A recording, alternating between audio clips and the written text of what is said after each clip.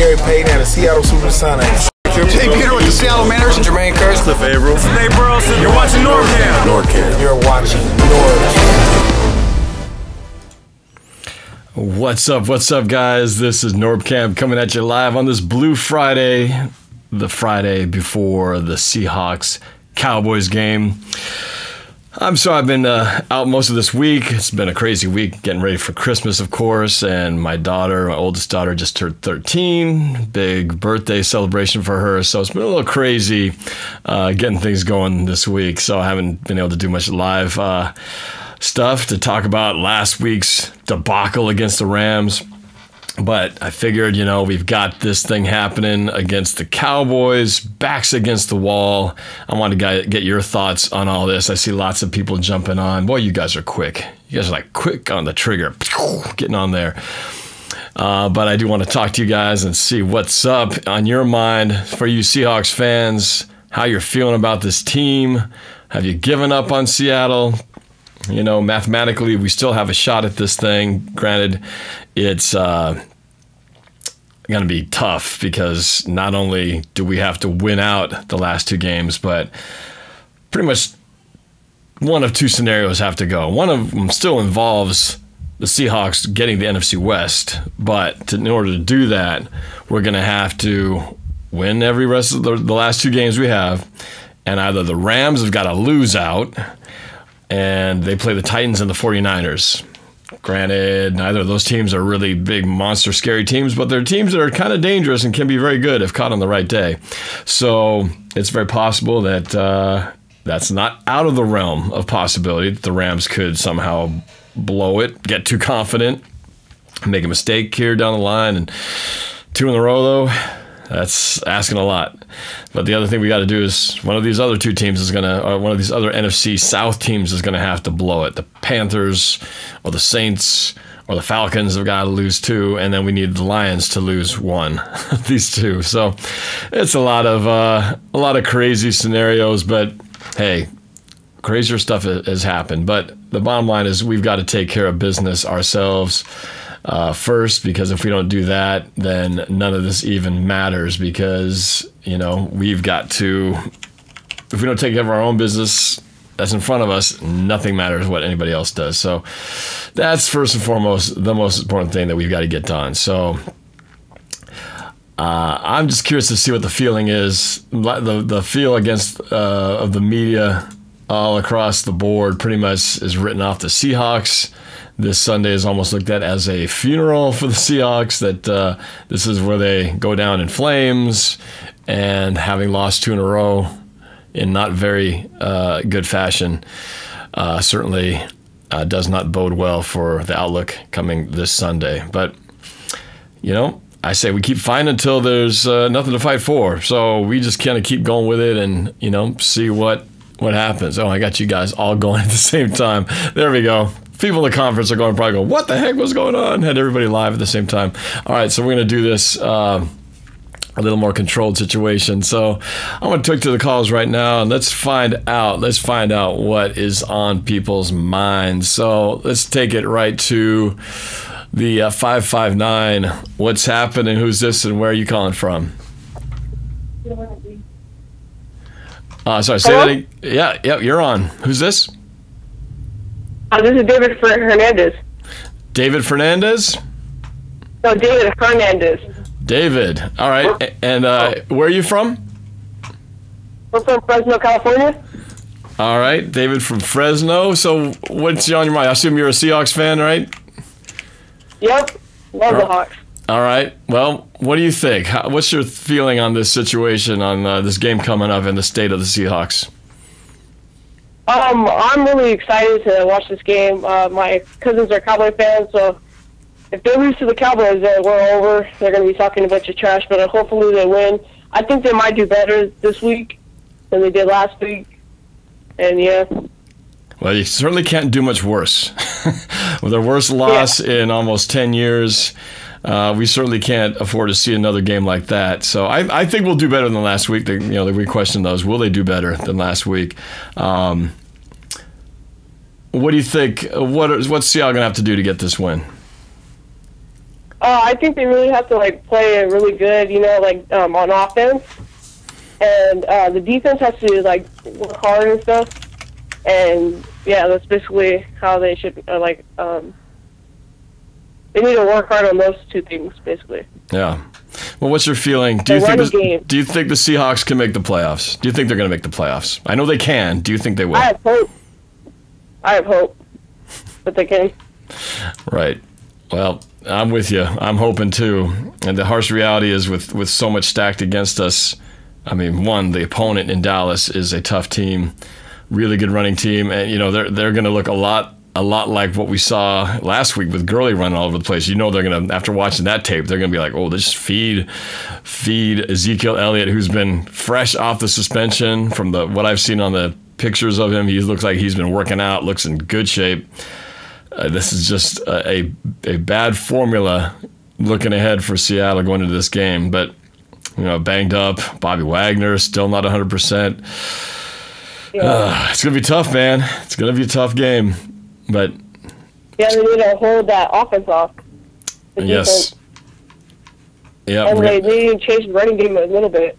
We've got to be able to somehow slow that running game down, and we got to find a little bit of our own. But we've not been able to do it in 14 games so far. So I don't know, man. It's not going to give up, but man, this is certainly a very tough hill to climb. But we'll see what happens. Yeah. All right. Well, thanks for calling, and Merry Christmas, man. Yeah, my dad wants to say something real fast. Oh, yeah. Hey, NorbCam, I just want to let you know that my wife watches your videos all the time, and she actually puts the song on, the song that's the Justin Timberlake one. Oh, yeah. Wow. This is the season, right? The Justin Timberlake one? Yeah. She throws the flags on the car, and we even we got our license plate is actually a Seahawks license. We actually got a personal license that says Seahawks. Oh, that's awesome, man. Over here in California, we get a lot of dirty looks, but it's all right. Well, you know, I'm sure the Rams fan were just fine with you driving around with the Seahawks stuff last week, but that's pretty cool. I appreciate that. Shout out to you and your wives. So thank you for being such great Seahawks and NorbCam supporters. That's much appreciated. I wish I could text you pictures of my garage. We did the garage up, and our house is Seahawked up, man. I wish I could somehow send you pictures so you can see that. Well, hey, why don't you can you email it to me? Yeah, we can. As a matter of fact, email me at NorbCam Norb@NorbCam.com. Heck, I might put those pictures up and share them to the audience out there. Yeah, that'd be awesome. Yeah. I want to say one more thing. I want to say one more thing, NorbCam. I know you probably won't do this, but can you please give a shout out to my YouTube channel? Yeah, what's your YouTube channel, man? It's called David's Cards. I do a bunch of football cards and stuff. I do Seahawks, all that type of stuff. David's Cards? Yeah, DAVIDS Cards. Okay. All right. Are you logged in on the live chat right now? Yeah. Yeah, we're watching you right now. Okay, hey, type it in. Put it in as a chat and put your name on there. It'll be burned into the video here. So everybody check out David's Cards. Check out his YouTube channel. What was the email again, Norb? Norb@NorbCam.com. NorbCam. Yes. All right, thanks, NorbCam, for giving me a shout out, and hopefully the Seahawks do good this week. Absolutely. We've got to fight. The back's against the wall. Like, it can't be any further against it. So, let's go get it done. And hopefully they give us one more reason to believe that we could get this thing done. With 2 games to go, we could still do it. But hopefully the team believes it too. All right. Yeah. Well, thanks. I appreciate it, guys. And, keep fighting. And thank you for the support. Happy holidays and Merry Christmas. All right. Go Hawks. Yeah. Go Hawks. All right, well, that was cool. Some very avid Seahawks fans there in, I believe it's Fresno, California. So, hey, just a reminder, as I've put up here on the screen for those of you guys who are in the local area, I will be doing my potentially last Seahawks viewing party at Emerald Downs Casino. I invite you guys to come down. They are giving away a big screen TV, 4K HD TV. That would be a really nice Christmas present at the to bring home on Christmas Eve. So come out to the game. You might win that sucker.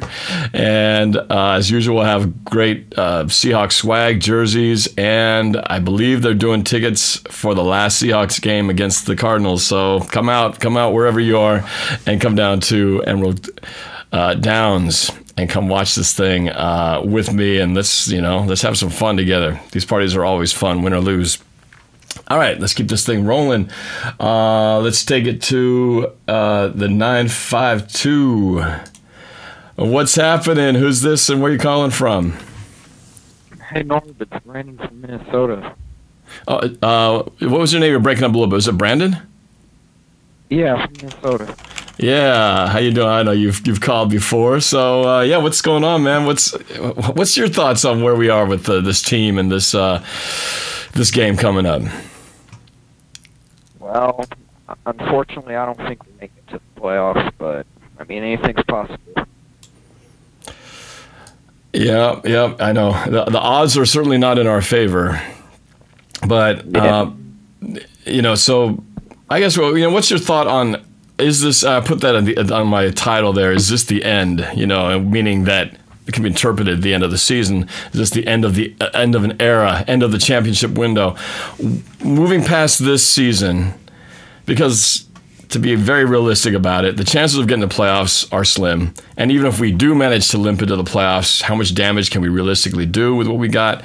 Who knows? It's just right now, it's certainly not looking like it's our year. Not jinxing it to say it's not, but looking ahead to next year, what's your outlook on what's going to happen next year with this team? Well, for next year, I think we'll get all of our star players back to health, get Chancellor and Sherman. We'll be fine with that.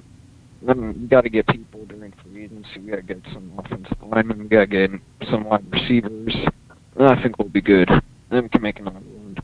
But that's my thought. I mean, and replace Blair Walsh. Get rid of Blair Walsh? Is that what you said? Your connection is a little off for some reason, but I believe that part about Blair Walsh at the end is, I assume you said we're going to get rid of Blair Walsh? Yeah. Yeah. Yeah, I think we've seen plenty to know where we stand on that. So, yeah.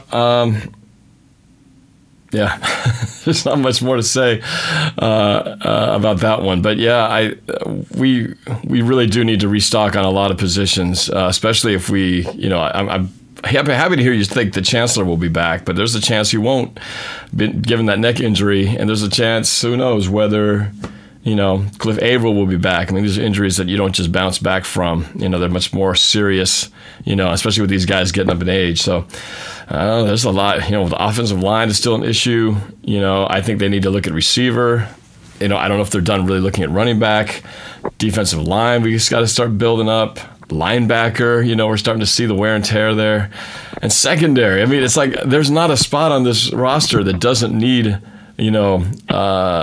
revamping. So it's weird to actually be possibly throwing the word, rebuild into the equation. I don't think it's a full on, at least one thing we do have, we know we have our quarterback, and that's what, a lot of other teams do not have, but it's tough to think how far it's gone from where we just had one of the youngest and fastest teams to where now Seattle's looking a little like the older guy on the block now, and having to reshuffle the deck. So pretty tough deal. Yeah, but I still think we can make a run next year. I still think we can if we get everybody back. I still feel like we can make a run.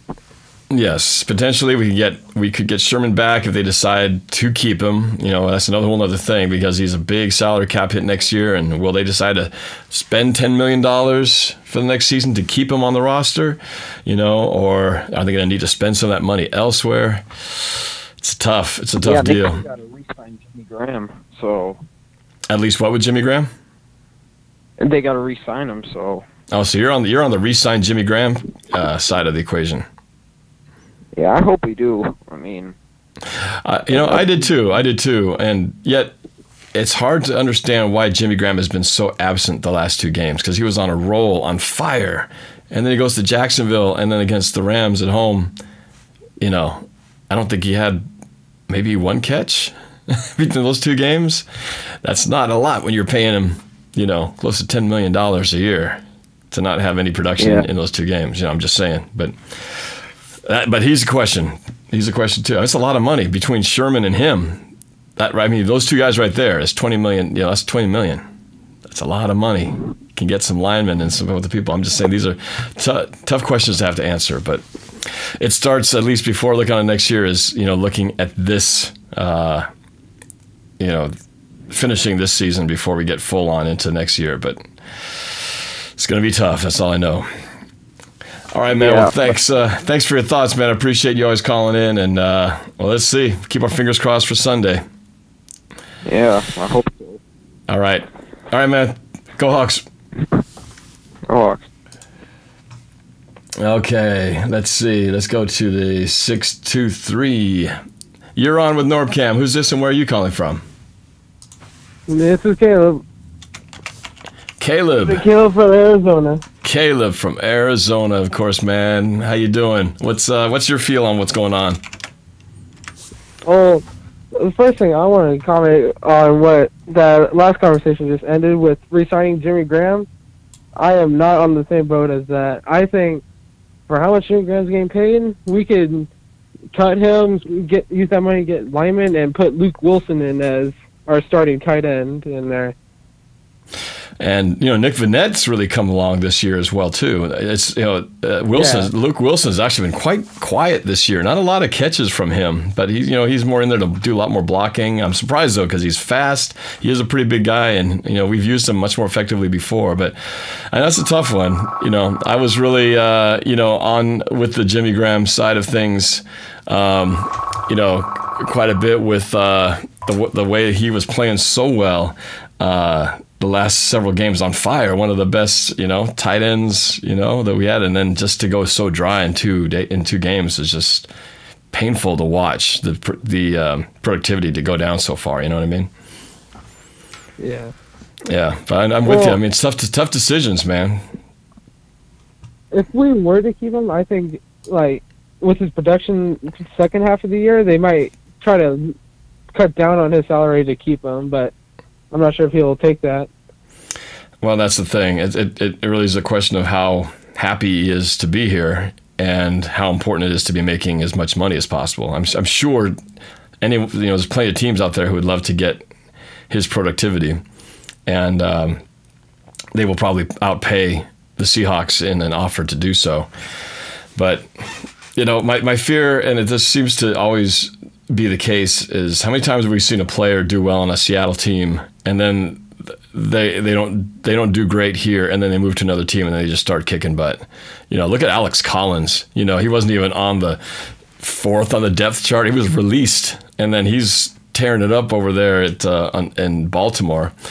And, you know, Jimmy Graham, I could just totally see him. He leaves our system, he goes on to some other team, and then he just starts getting, you know, top tight end in the league, you know, like he was in St. Louis. Just weird why it's such a head scratcher. Why it has not worked more than it has actually worked. We've seen it great, but it's just odd how it's been a problem to not see it consistently game after game. But what do you think about this game coming up? We win this game against Dallas? I'm not sure. My whole family is basically Cowboys fans, and they've been talking so much trash. And, like, I don't know. This game might come down to a piece of paper just like the Raiders game, but I don't know. I think with Bobby Wagner saying that he's healthier than last week, even though I'm not sure, I think that maybe we could stop the run just a bit and make Dak Prescott throw it, but after the last 2 games, I'm not sure if we really can anymore. It certainly hasn't instilled a lot of confidence, because Jacksonville, we really couldn't stop them when it counted. Well, at least when Wagner went out, certainly we couldn't. Last week, we couldn't stop anybody. And then this week, we get a very similar team with a very similar O-line and a very similar running back. And so it's like, what part of the equation is changing? Nothing's really changed from last week, other than maybe Wagner's feeling a little bit better. But I don't know. You know, last week I haven't really talked a whole lot about last week because it was so bad. It's almost like you can't even diagnose it because it was just it was complete system failure. But that game, that was a weird game because it's you look at the Rams, they beat us by 35 points, and if you only looked at the score, you'd assume two things. One, oh, Russell Wilson must have been injured. They must have put him in the backup. That's why we got killed. Or, and it didn't happen that way, or you look at the Rams and you think, oh, they must have thrown for like 300, 400 yards. They threw for like less than 150 yards in that game. Less than 150 in a game where you score 42. And this just shows how bad we didn't get beat like by the long ball. We got beat by special teams blunders, by, obviously the runs, turnovers, field position, and we were so far behind early that it just pretty much we lost the game before the first quarter was even over. And that doesn't happen very often. So that maybe if that game starts in the beginning, we don't have that fumble, maybe we don't have such a bad start, and maybe it just changes the flow of the game. But when you get behind so quickly, it kind of messes things up for the whole game plan. So maybe this week, again, I think Seattle's a totally different team if we get a lead to start.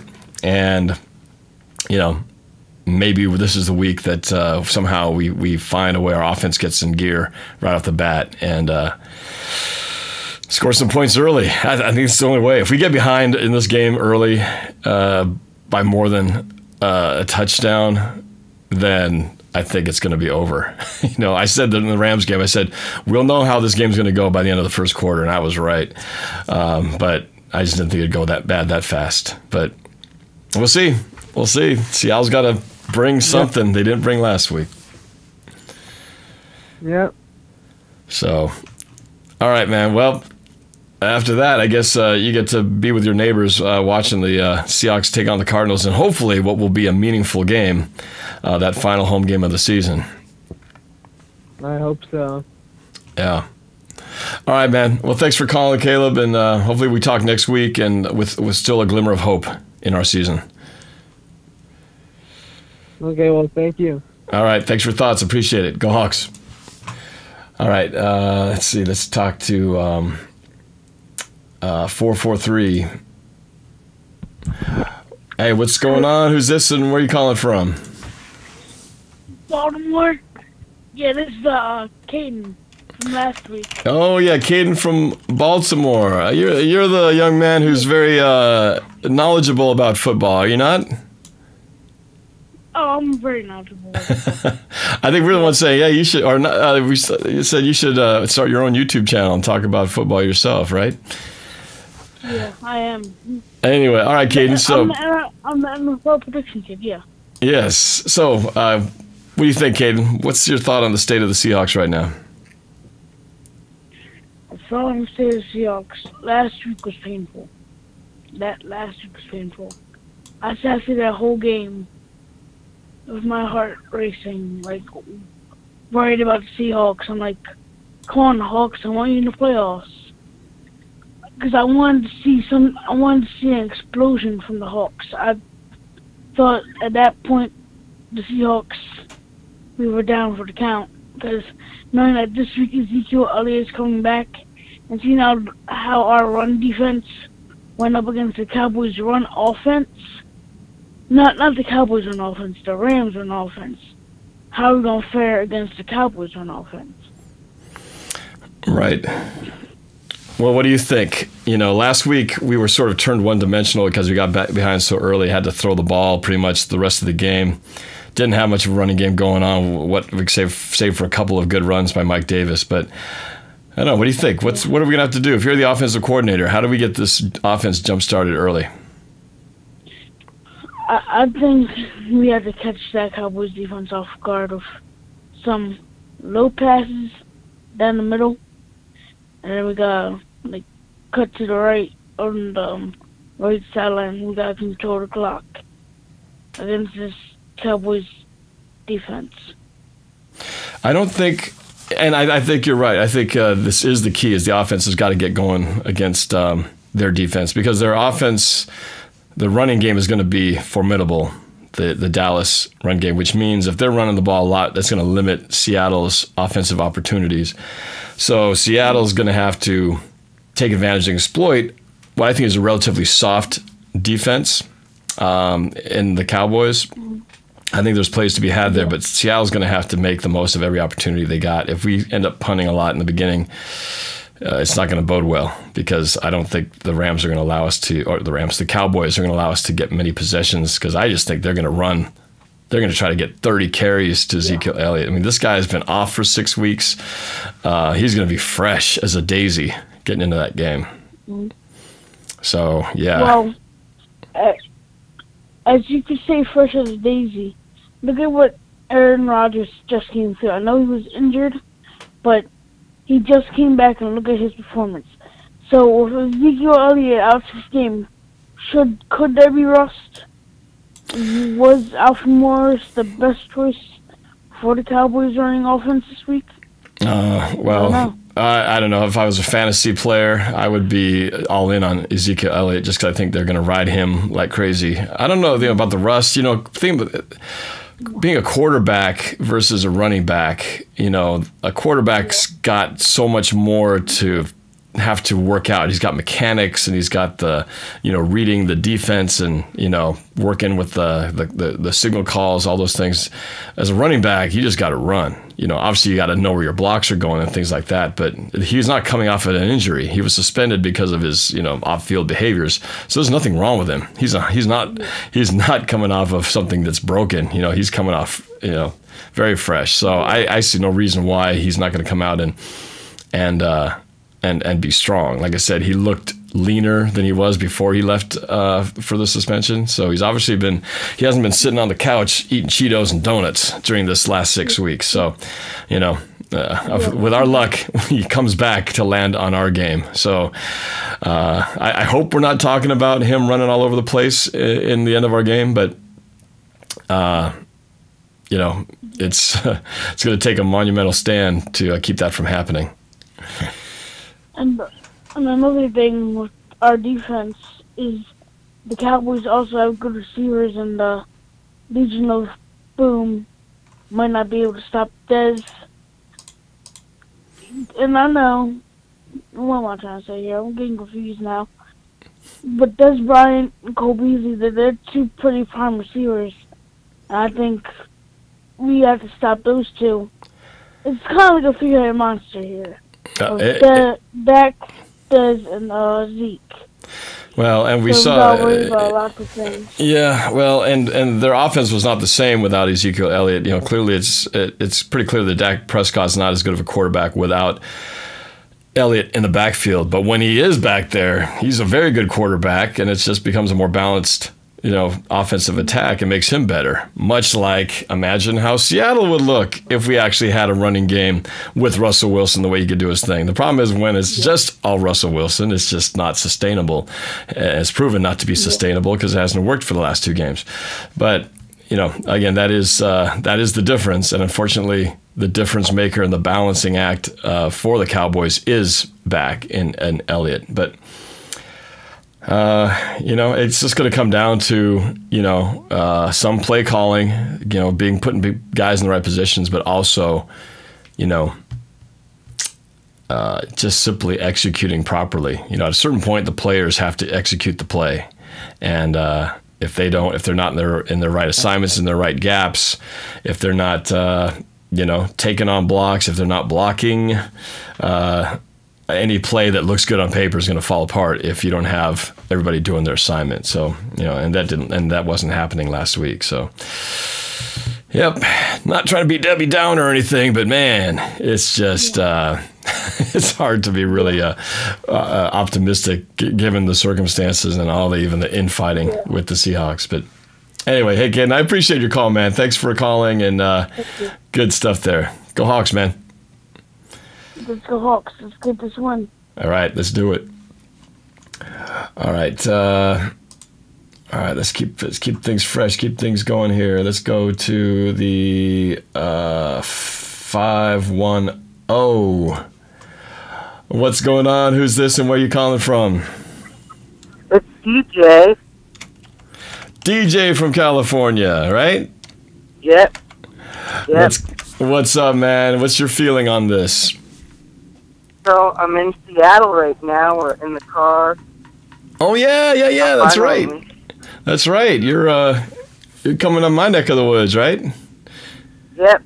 I'm coming to your party on Sunday, and let's hope that the luck is gonna beat those Cowboys. Well, we're gonna need all the luck we can get for sure. So, but yeah, you're coming up with your family now. How many in your family again? So this. How many in your family? That was my brother right there. Oh, that's your brother. I was going. Has your voice changed all of a sudden? How many people you bringing? How many people you bringing to the party on Sunday? Oh, it's gonna be my dad and maybe my brother and maybe my cousin. Okay, so maybe 4 of you guys.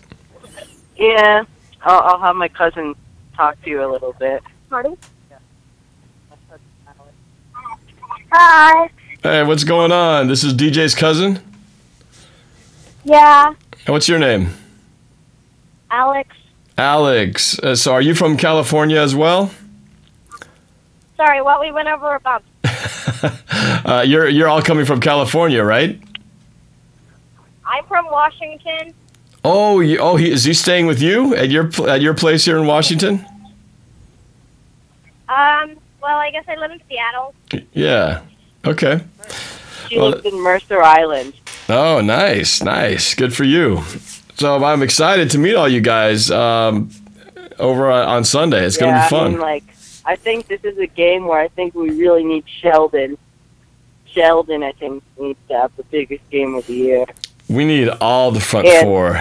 We need all the front four to step up for sure. Yep, and I think with KJ back, that's huge. That's a big one. Yes, we have both of them. I mean, KJ should be full go. You know, concussion. Obviously, he got past the protocol, and that's a good sign. But Bobby Wagner, though, man, MVP. He's playing, but watching him last week was painful to watch because he was just not moving well side to side. I think the final key to the game is to just make sure that our offense can get going early. Absolutely. Yeah, our offense can keep rolling the whole game. We need that. We need to score in the first quarter. We need to get touchdowns, a touchdown or touchdowns in the first quarter. Yeah, we need as much as we get. We need as much as we can get. Yeah, I mean, if it doesn't happen in the first quarter, it's not good. I was so mad after the Cowboys beat the Raiders last week because they're my second favorite team. The Raiders. Right. No, it was those Seahawks. It was bad last week. Just not even for our game, but just we got no help from any other team either. It's like we needed Atlanta to lose. They didn't do that. It's just like an all bad. Nothing good happened to me in football last week. It felt like a bunch of things going wrong. It was. I see this K and Crowder saying in the chat room that Bennett's out. I didn't see that Bennett was out. I know he's playing with a bad knee in addition to that foot, but I didn't actually see the official report if he was out. I don't wonder if somebody can confirm that. But man, if Bennett's out, man, that's huge. Well, see you later, Norb. Yeah. I'll see you on Cowboys. Yeah, see you on Sunday, I hope. So you guys travel safe, and we'll see you on Sunday. All right. See you on Sunday. All right. Yep, DJ. Take care. Go Hawks. Take care. All right. Go Hawks. Oh, man. It's a weird time being the fan base and everybody is being tested. Seattle not in 5 years, in half a decade, we haven't missed the playoffs. We've been kind of spoiled with Russell Wilson at the helm. And this is a very slim margin of possibly making it. But it's just, just how quickly things change from the look of the team. And how quickly it went from the youngest team to now seeming like we're an old team. But that's how quick it goes from... some of these guys have been here a long time. You go back down to 2010, Earl Thomas and Cam Chancellor, I think it was 2011.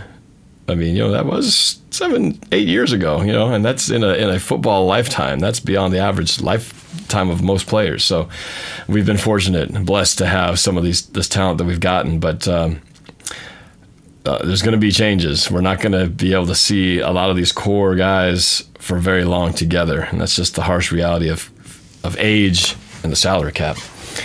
But all right, let's keep this going. Curious to hear what else we have out there. Let's go to the 845.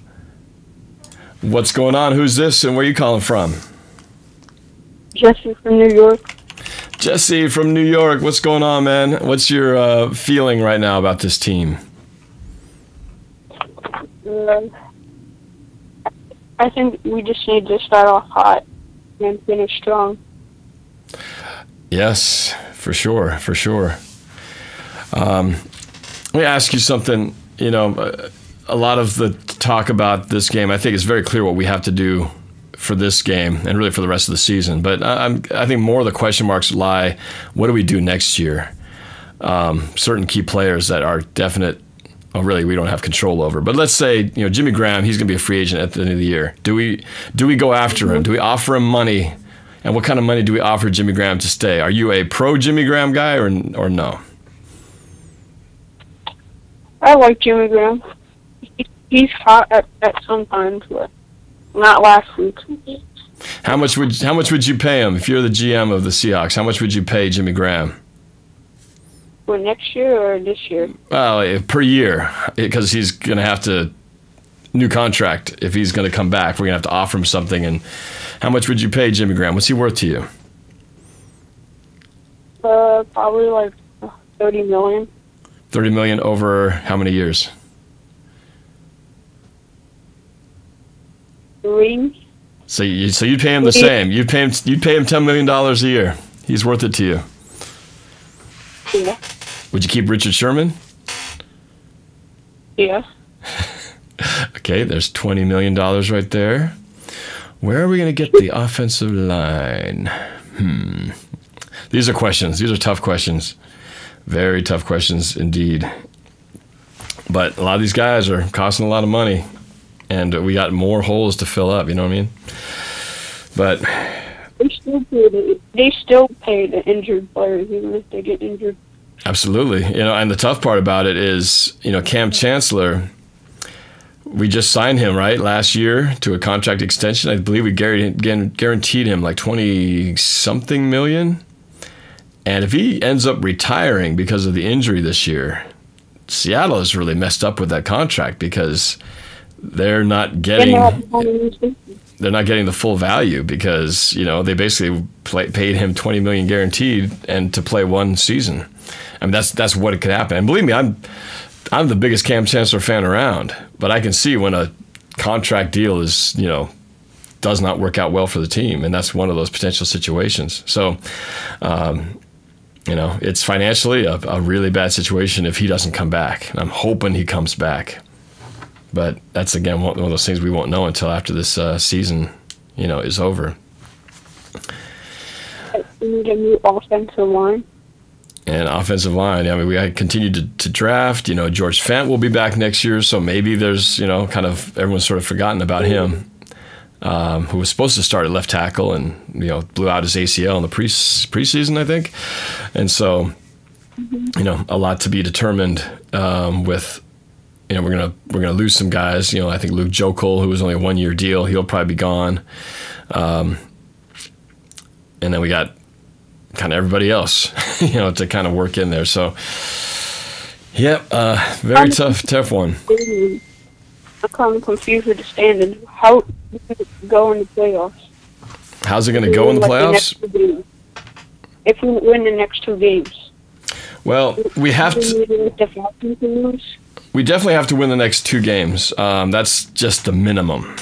Then we have to rely on help from everybody else. So if I understand the scenarios correctly, we could win the NFC West if the Rams lose out. So we win the next 2, Rams lose the next 2, we would get the NFC West, believe it or not.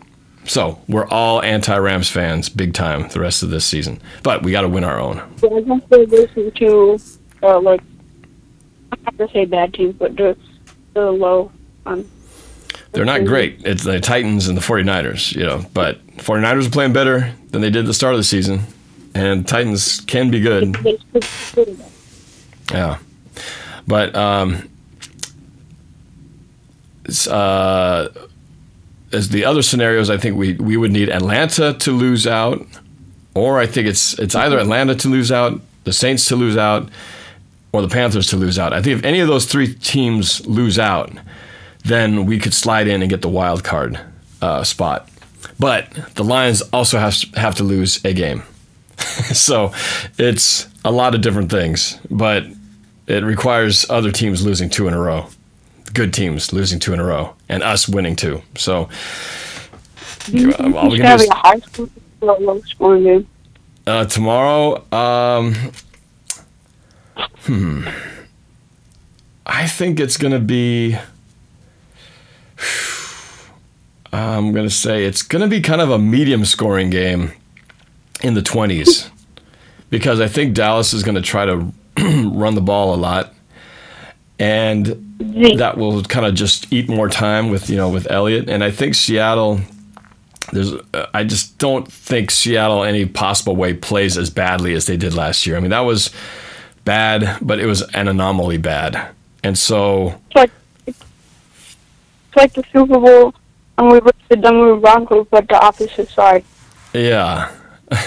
Right. And so, the Seahawks, I think, will play better. I don't think Russell Wilson will have as bad of a game. He had a horrible game. Everybody had a horrible game.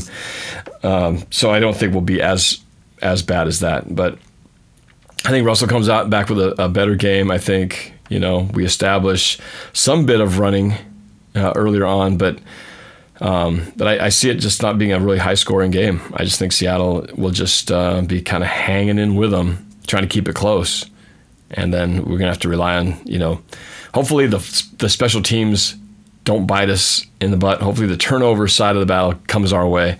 But those are the game changers where, you keep everything even, offense and defense, then the special teams have got to help us out. Can't give up those big punt returns, which for some reason the last 2 games we've been horrible on punt coverage. So we've got to do better at that. And we just can't give up the ball. So No more penalties. What was that? No penalties. The penalties. Yeah, that too. That's a whole other deal. So, yeah, all the things that we've talked about all year that just can't keep raising their heads, ugly heads in the middle of games. Just kind of, just too many. We were just too far behind schedule last week. Too many 1st and 20s and 3rd and 20s and 3rd and 18s, all that kind of stuff. Can't have it this game. Blair Walsh.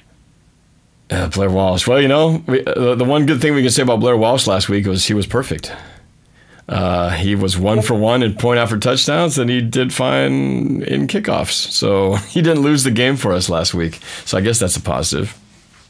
But anyway, we'll see how it goes. We'll keep our fingers crossed.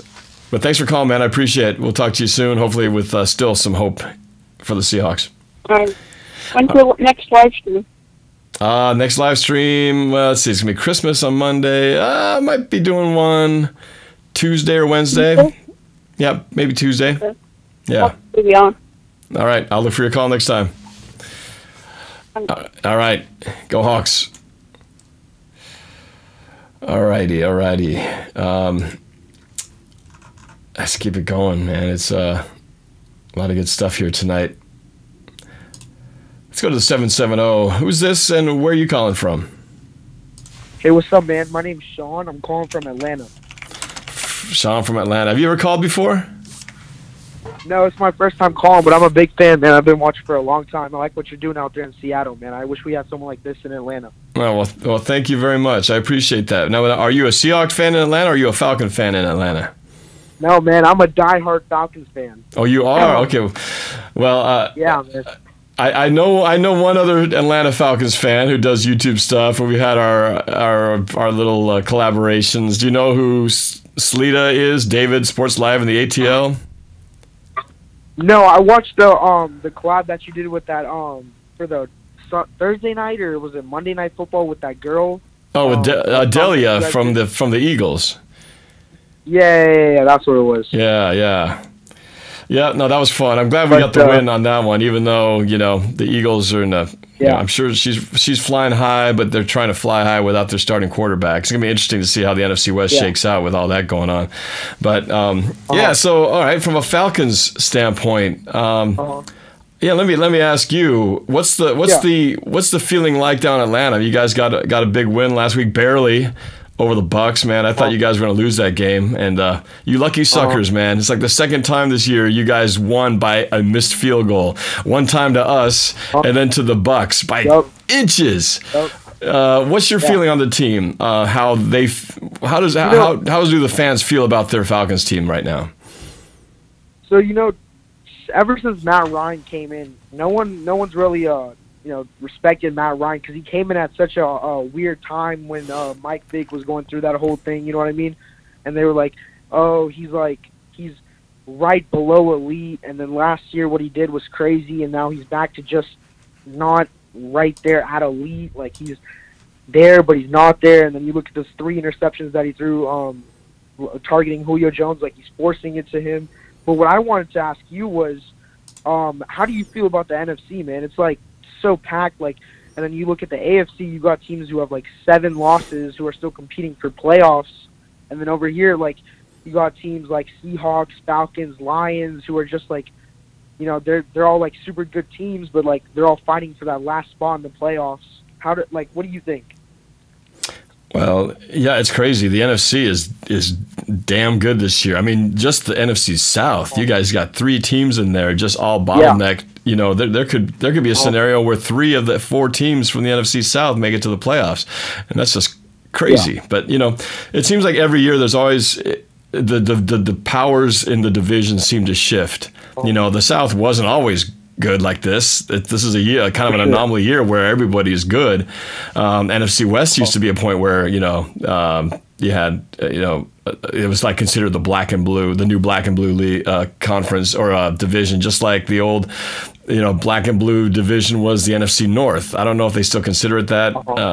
They still have some pretty heated rivalries there. And the NFC East at one point, was kind of the power division. So, but the NFC clearly this year, it's not even close. It's like the AFC, you've got the Steelers and the Patriots, and that's about it. I mean, really, who else is going to challenge those guys? The Steelers they should have won that game. Those guys just blew it against the Patriots, which is so frustrating because the Patriots always seem to find a way to win, which just drives me nuts. And everybody else finds a way to blow it against those guys.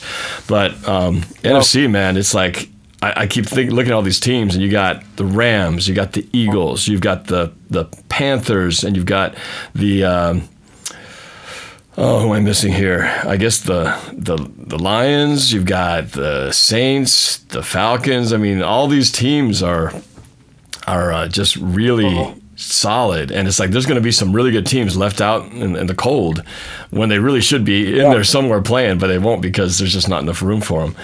But yeah, no. And another thing I wanted to ask you was, go ahead. No, I was going to say, watching bits of that Falcon game, man, Devontae Freeman was running like a beast, man. I was like, dang, that guy looks really fast, and he just looked like he was a man possessed watching that last game. I really compare him to Marshawn Lynch back, back a couple years back when he was with Seattle. Put your shoulders down, just break free. You know what I mean? Well, they're kind of different runners when I look at their styles, because Lynch was never that fast, right? Lynch was he's a power back, but he has really good lateral moves, really good balance, that guy. And so for a big guy who can bowl guys over, he has really finesse moves where he can cut on a dime and move left to right. Freeman's got good moves too, but that guy's really fast. He just explodes through that hole.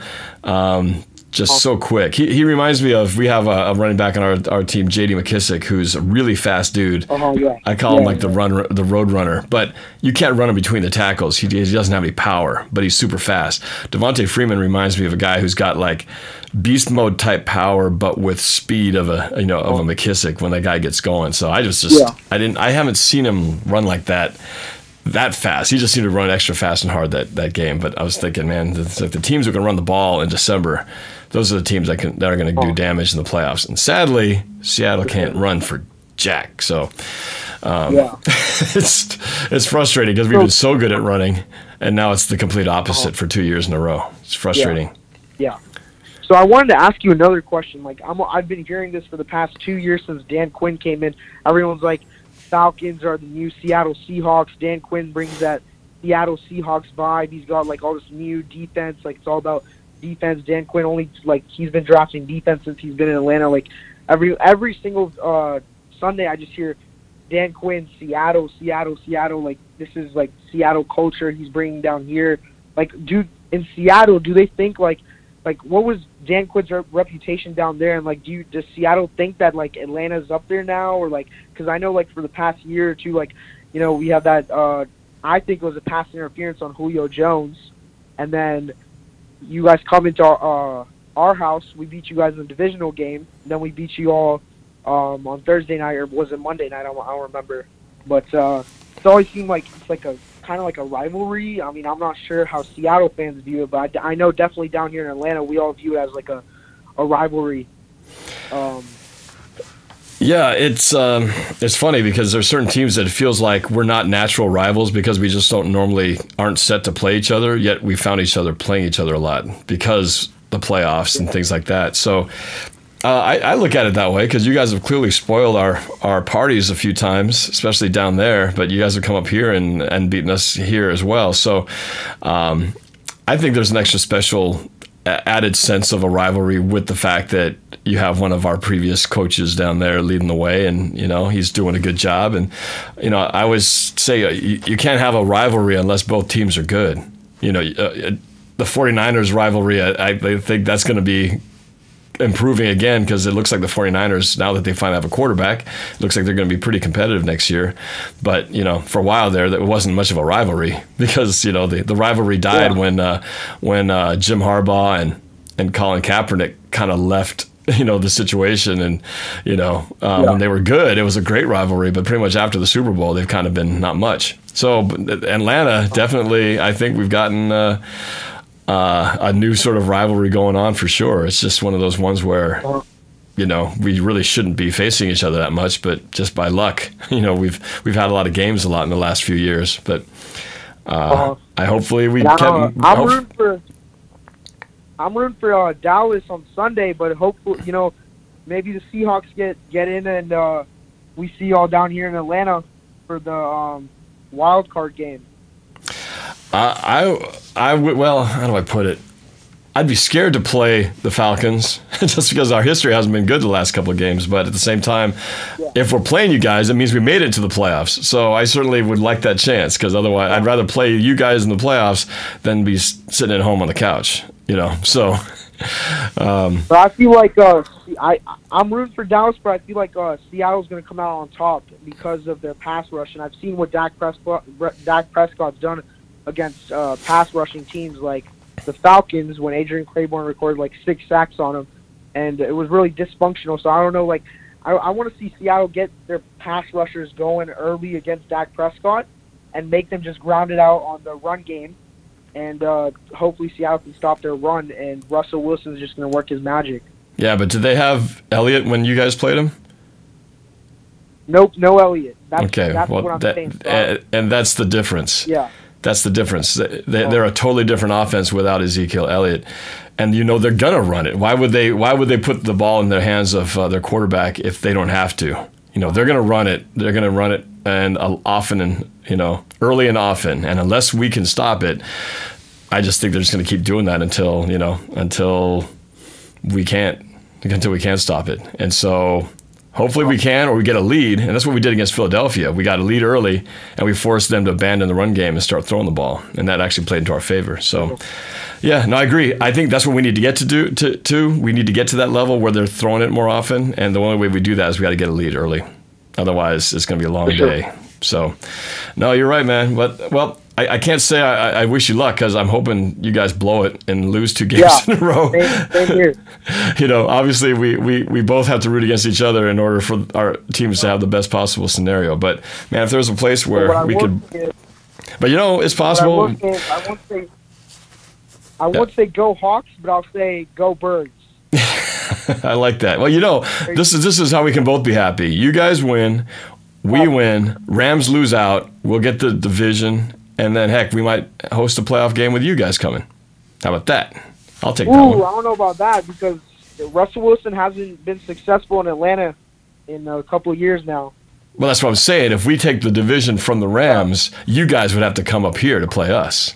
Exactly. So I don't know if I want that. Yeah, right. But I guess you guys could still host a playoff game because you guys might win the South if you guys win the last two. So anyway, it's crazy scenarios. So we'll win 2, Rams lose out, you win 1, drop 1, and then you can come play at our house. I like that. I like that one. I'll write that one down. I like that scenario right there. Yeah, you should like that, yeah. I can dream. Can I? All right, man. Well, it's good talking to you, man. And who knows? Maybe we'll talk again if we get another somehow amazing matchup between the Seahawks and the Falcons sooner than later. Yeah, man. I'll talk to you next week. Yeah. All right, man. Thanks for calling. I appreciate it. All right, man. All right. Take care. Man, oh man, it was fun. I always enjoy talking to other fans from other teams just to kind of get their perspective on what's going on. You know, because it's such a crazy league right now. NFC chock full of so many different teams. I appreciate you guys going on the chat. I'm sorry I'm not answering all the questions. I did want to answer one question that was thrown out. It has nothing to do with football, but I did get to see the new Star Wars movie last week, a couple days after it opened, and I have to say, and you got to understand that I'm a child of Star Wars. Star Wars came out when I was a little kid, and so it changed my life big time. I'm talking about when it first came out, Episode 4 came out. It wasn't even called Episode 4. It was just Star Wars. But I enjoyed it. If you ever watch my Parking Lot Movie Guys channel on YouTube, I'll probably end up doing a review on this, but I enjoyed Star Wars The Last Jedi very much. I thought it was actually probably one of the best Star Wars movies I've seen since the 70s and 80s versions. I'd almost rank that close to number 4 on the list, ahead of Rogue One and Force Awakens. So I would highly recommend you guys check it out. I enjoyed it. I know a lot of people won't agree with me, but I thought it was pretty cool. So very much enjoyed it. Liked the humor, liked the twists in the story, and it just worked for me. It was good. All right, we're going to go over the border here, and I'm going to talk to Anish over in Vancouver. You're in British Columbia, right, Anish? Yeah, you got it, buddy. How you doing, Norb? Man, I wish I could say I'm doing better in the month of December, but man, it's bleak. But give me some hope, man. Give me some reason to believe that this is not the end of the season coming up this Sunday. Well, you know what? Stranger things have happened. You know, at the end of the day, I think most fans, believe the same things, that, win or lose, we'll still be supporting our team. Obviously, we just want to finish the season out strong, and what happens, happens. Unfortunately, it is what it is where we're at right now. But we got a game. We got to focus on beating Dallas on Sunday, and let the chips fall where they may. Right at the end of the day, obviously we're going to need Atlanta to lose twice. It is possible. Anything's possible. The Falcons play Carolina to end the year, and that could be a Sunday night game, I believe. That could be flexed into Sunday night, most likely, when I'm looking at the schedule. I would think they would do that. That'd be a smart move. So that might be Sunday night game. So, I think that's a good possibility, depending on if Atlanta loses to New Orleans, and Carolina may need to clinch that 5th seed. Or a division title, so they're not going to rest their guys. So that we just got to take care of business on Sunday against Dallas, and I think that there's no reason why we can't win that game, even though we're banged up on defense, and even though I think it's a different story if all our players are all our guys are healthy. Obviously, we're in a playoff spot, but I'm confident still that we're going to get the job done. Dallas, I'm very, very confident. Oh, good. Well, I do feel like, if you're the Cowboys, you're watching last week's tape going, oh, we're going to destroy these guys. These guys are terrible. And that might be a very good thing for Seattle, because, they certainly can't play any worse than last week. And I think they caught them in a really bad game. But I don't think they'll have 2 games like that in a row. It felt like everything that could go wrong went wrong on that. It was like a Murphy's Law game right there. So I think they come back and I think offensively, to me, offensively is where they let the team down. The offense was so bad in the beginning, especially with that fumble to start the game. And I'm thinking if Tanner McAvoy doesn't fumble that ball after that 20-yard pass play to get the ball to close to midfield, I just think there's a chance we move down that ball and we score, up on our first possession. And if we do that, that changes the entire game if we are able to get that done. Instead of giving them the ball at our 40-yard line, we get down there and score and kick and put them at their end. I mean, it's a totally different game. And yeah, granted, they might have still gotten their yards, but it just changes the whole feel. And when you turn over the ball in your side of the territory, it's such a back-breaking thing. Even though they only scored 3, it just, every one of those possessions I don't think they had a possession in their own side of the field till like after the half or something. It was crazy. And so, that just doesn't normally happen. So I think you're right. I think we'll do better in this game. But the offense, to me, it's on the offense because the defense, we know, has their problems, their share of injuries and whatnot. But what's wrong with the offense besides what it's been? I mean, the same guys who took the field against Philadelphia and won that game are the same guys who are playing now, right? So they should be able. They have the potential to be as good as they were against Philadelphia, and I just think it was a combination of just bad luck, unfortunate plays, and a matchup that's tough. The Rams are a tough matchup. They have a really good defense, but I don't think the Cowboys are as bad of a matchup for them. Seattle, I think they have plays to be made out there. That Rams team they're going to be good. They're going to be a pain in our butts for the next several years because they're young, they look fast, they got a good D, and their offense is really clicking. And they've shown they got a pretty good quarterback. Although he only threw for like 130 yards or something like that. It wasn't like he was throwing the ball lights out. He didn't have to do anything. So I'm not convinced that he's God's gift to second-year quarterbacks, but they're good, and they've got they've been slowly building up the pieces over the last 13 years of being the doormat to the Seahawks. They're finally getting their they're just rewards now. So kudos to the Rams, because for any Rams fans who are watching this, you got to give them credit for finally putting something together, and obviously that coach over there is pretty damn good, probably a candidate for Coach of the Year. But anyway, as far as this year is concerned, we got a lot of off-season things to have to deal with. But let me ask you this. 2 questions, and probably the 2 biggest lingering questions on both sides of the ball. Next year, what do you do with Sherman, and what do you do with Graham? I would keep Richard. I think he's still one of the best in the league. And at the end of the day, with him in the lineup, I mean, we're basically in a playoff spot. I don't think there's any question having Richard or Cam in the lineup. Both guys were in a playoff spot. We're not in the situation we're in. We're banged up on defense. I mean, injuries, they're not an excuse. They're just a fact. I mean, we're banged up on defense.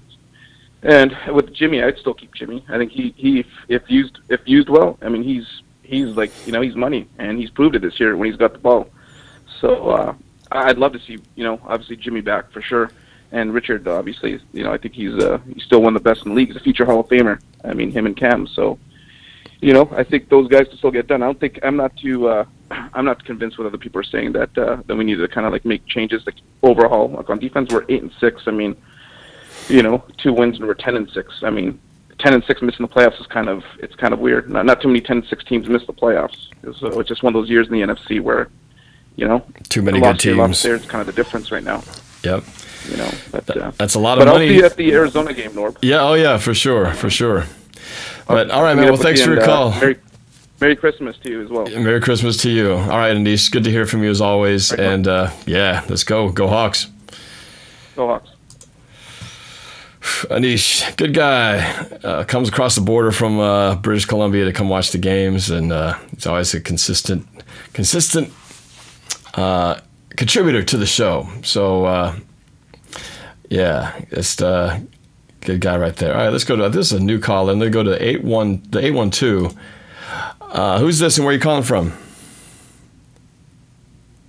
This is Alex. I'm calling from Indiana. Alex from Indiana. You've called before, haven't you? yes, I am the guy who is willing to give you a Super Bowl ring. I'm calling to get your ring size and say Merry Christmas. And the Seahawks, I don't think we're making the playoffs this year. Well, that was a load of bad news all right in a row. But, Yeah. you're not alone. You're not alone in thinking that. Well, give me your reasons why. Well, I mean, we got a lot of guys out. I don't even know if Sherman's probably going to be with us next year. And I just feel like, when we lose to the Rams by, I don't even know, 42-7, it's not looking very good. Well, what's going to happen in this Dallas game? Do we lose because we don't win this game, or do we not make the playoffs because of other circumstances? I think we're going to beat Dallas by a couple points at that. I think we are going to beat the Cardinals, and we will I think Detroit will make it in, and we'll be out just barely. That's all what I think. So Detroit's going to spoil the party. Yes. Well, I'll tell you a worse situation, because that would be pretty heartbreaking, but this would be a worse one. Seattle beats Dallas, the Rams lose. The Rams lose the second game, and I don't know who's playing first, so I'm not sure when we'll find out if we're playing at the same time. But can you imagine we win, they lose their second one, and the season comes down to all we got to do is beat the Cardinals, and we get the NFC West, and then we lose the last game of the season to fail to make the playoffs. That would be the worst thing that could happen at the end of this season. I would rather just lose tomorrow than have that hope destroy and rip our hearts out, right? Can you imagine with everything that's going on, everybody pretty much writing planning the funeral for the Seahawks. It comes down to all we have to do is beat the Cardinals and we get into the playoffs and host a game. That would just destroy me. but I'm getting ahead of myself. That's the next week. But so we're gonna beat the Dallas Cowboys. So how is that gonna happen? Well, I think that I'm not for sure if Ezekiel Elliott's back. I mean, he's been on and off all year, and I think that we're decent. We still have a few good guys. I think our defense might do well this game. It's probably going to be a low-scoring affair, maybe teens at that. And I think it's probably going to come down to late fourth quarter, and we're going to get a lucky touchdown, and that's going to be the win. You don't think Ezekiel is going to dominate this game like everybody seems to think he will? No. How do we stop him? I don't know. I think he's just been missing so much this year. He's not going to be what they think he is. He's overrated, in my opinion. Well, 6 weeks gone. We'll find out what kind of player he is when he comes back. He looks like he's in pretty good shape, but it's missing Cam Chancellor back there, as well as not healthy Bobby Wagner. It's like the last time we were really dominant on stopping the run. We were able to do it against the Eagles, but against the Cardinals, the game where Chancellor played his last game of the season. Remember how good we were against Adrian Peterson? I mean, he was, at the time, the top flying back. Everyone was talking about Peterson's going to do this and do that, and we shut him down. Kept him to, less than 40 yards or something like that, and Cam Chancellor was just a beast. Probably had one of his best games in recent years, only to end with him going down with that neck injury. So sad. But, there's just so many things that, could have been in this season. But, I like your optimism, at least about the Dallas game. I guess I would just hope that Seattle will, finish out this season. If they can just take care of their 2 wins, and if things fall, just don't go the way they don't go because things out of their control, where they can hang their hat on that and feel pretty good about how they finished up. So what's your thoughts on Jimmy Graham and Richard Sherman next year? I like both of them. I think that we should keep Jimmy Graham. Maybe I'd say $5 million for maybe 5 or 6 years per year, and then I think that we should definitely keep Sherman. That's no point in getting rid of him. Yeah. Well, Jimmy Graham at $5 million, it's a pretty good discount. But who knows? Maybe he loves playing here so much he'd be willing to take it. But that would take that's a big pay cut from what he's used to getting paid. But we'll see what happens. I guess we'll worry about that when we get into the offseason. But for now, beat Dallas. Yes, beat Dallas. I mean, coming from Indiana, I mean, all my family likes the Colts, so I mean, they can't stand Richard Sherman, so. Well. Lone wolf for the family. Right, so you're the lone Seahawks fan in the family, huh? Yep. Well, appreciate you staying true to your team despite your circumstances. But yeah, well, we'll see how it goes next week, and hopefully have some positive momentum to talk about. But I appreciate your call, man. You always have good stuff to add. No problem. All Merry right. Christmas, Norb. Yeah, Merry Christmas to you. Go Hawks. Yep. All right, thanks. Bye. All right, good stuff as always. Getting a lot of new faces here. Let's try it to the 916. What's up, man? Who's this and where are you calling from? Hey, this is Art. I'm from Santa Clara. All right, Art from Santa Clara. Seahawks fan in the Bay Area, or are you a 49er fan? Seahawks fan, yeah. Seahawks fan, Yeah, all right. No, never. Yeah, question for you. Just, will you ever be doing a collab video with EDP? I was trying to, I don't have a direct connection with him. I was going through Delia to try to make that happen, and I was at least, she was able to get him to do his little appearance at the end of the video for me. So it's a start. But, I haven't really seen him do a lot of collabs with a lot of, at least other players. But I would love that opportunity because the guy's a lot of fun. But we'll see. From what Delia's telling me, it's a little bit tough to get that guy nailed down. But he kind of goes to the beat as his own drum. But, we'll see. It's a lot of it was pretty fun though. It's fun to have him on my video cursing up a storm and bleeping him out. So it was pretty funny. So what do you think about this season? Does it come to an end this weekend, or do we go into the last week with hope?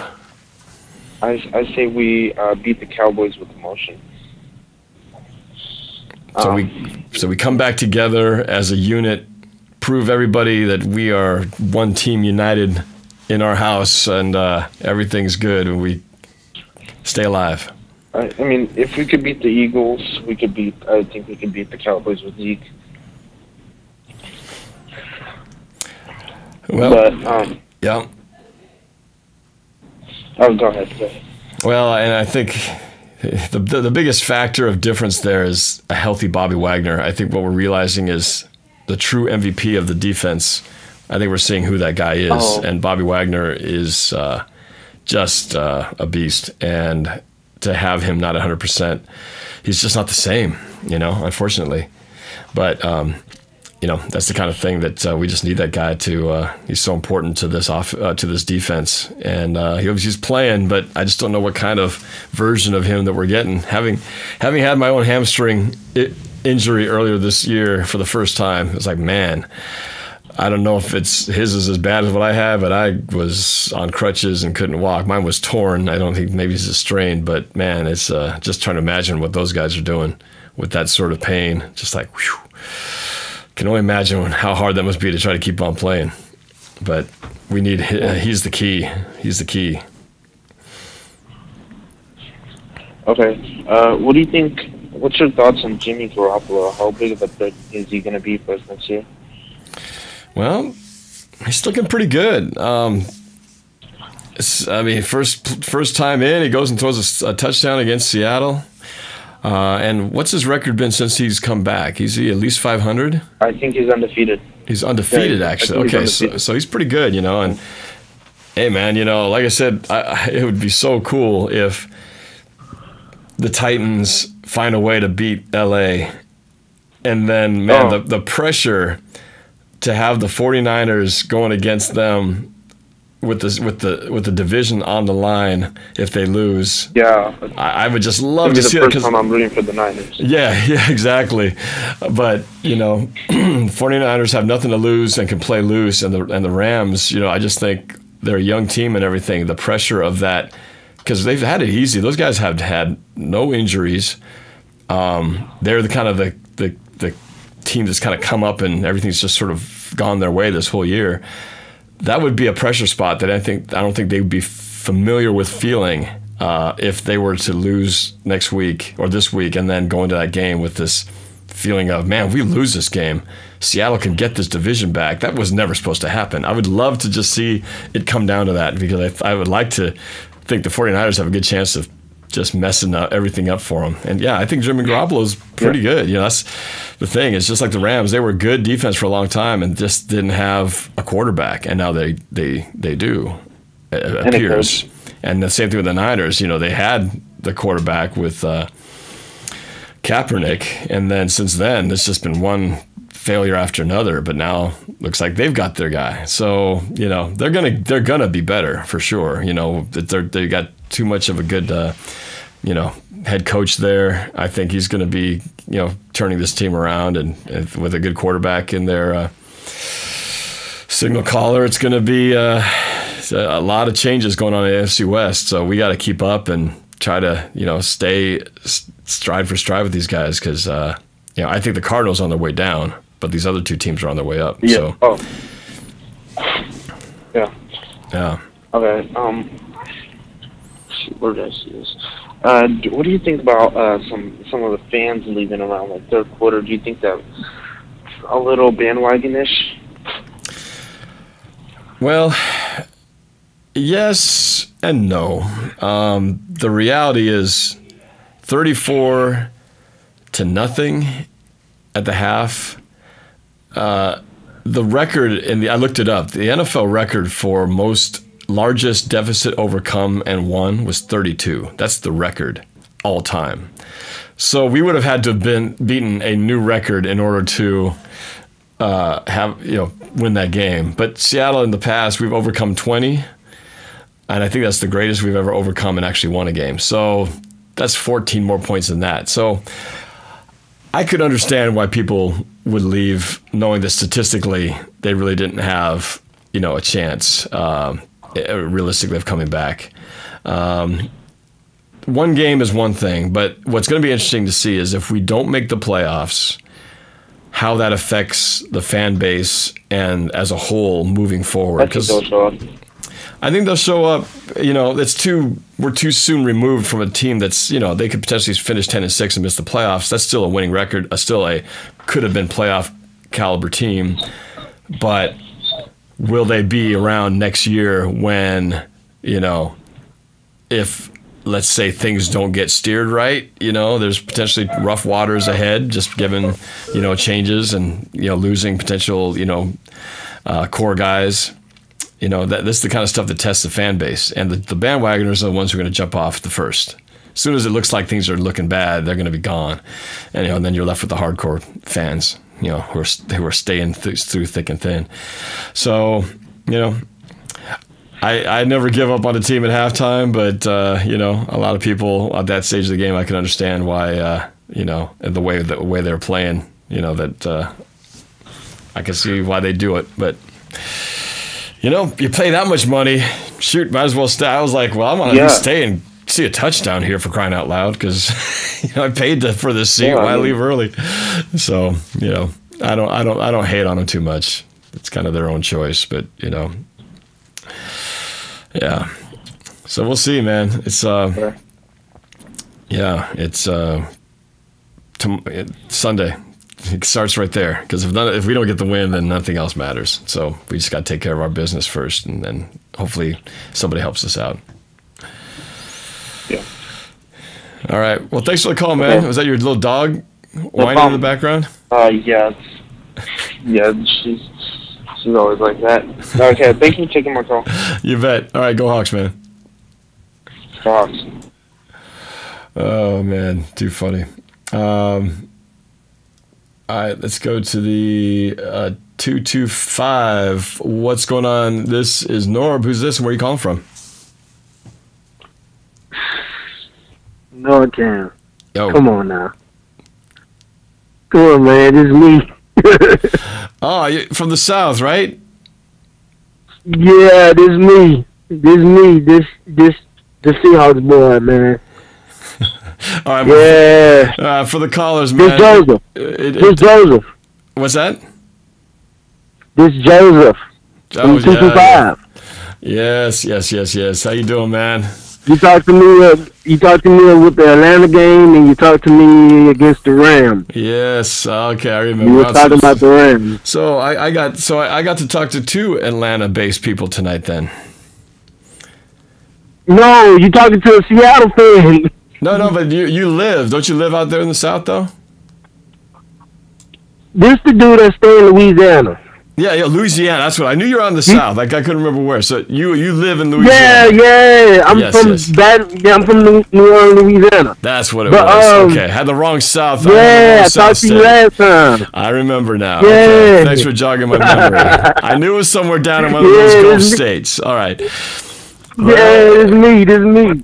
All right. Well, so what do you think, man? You've been watching from a distance down there. What's your take on this team? This time it's gonna be a whole different one. This time I get to see my team playing on TV. They come on after the Saints game go off, so the Saints game come on first, and then Seattle come on second. Well, yeah, of course. Yeah, of course. Well, Dallas. Yeah. Of course, you're going to get to see the Dallas. And what do you think? What's going to happen here? I wish. I'm not going to say we're going to lose. I think it's going to be a good game, but I have a feeling that what I'm saying. I just got to see, man, because I said it 1,000 times that we was going to beat the Rams. I said it 1,000 times that we was going to beat Atlanta. We wound up not beating them. I just got to see the game. I just got to see the game. But if we can stop Ziggy Elliott, if we can stop him every time, because I know they're capable of, running the ball. If we can stop them and stop Dez Prescott, we'll be good. It's a positive chance that we'll be good. We just need to work on our defense. We got good offense. We just need to work on our good defense. Well, stopping Ezekiel Elliott, that's a big fat if, man, after watching what Todd Gurley did to us last week, because these guys are very similar in the way that their offensive line and their running game is structured. And we've had 3 really good rushing teams in a row. First we had Jacksonville, and then we had the Rams, and now we got to get Gurley. It's like 3 teams that just brutal on the running game. How do we stop him? With a healthy Bobby Wagner, I think both those games.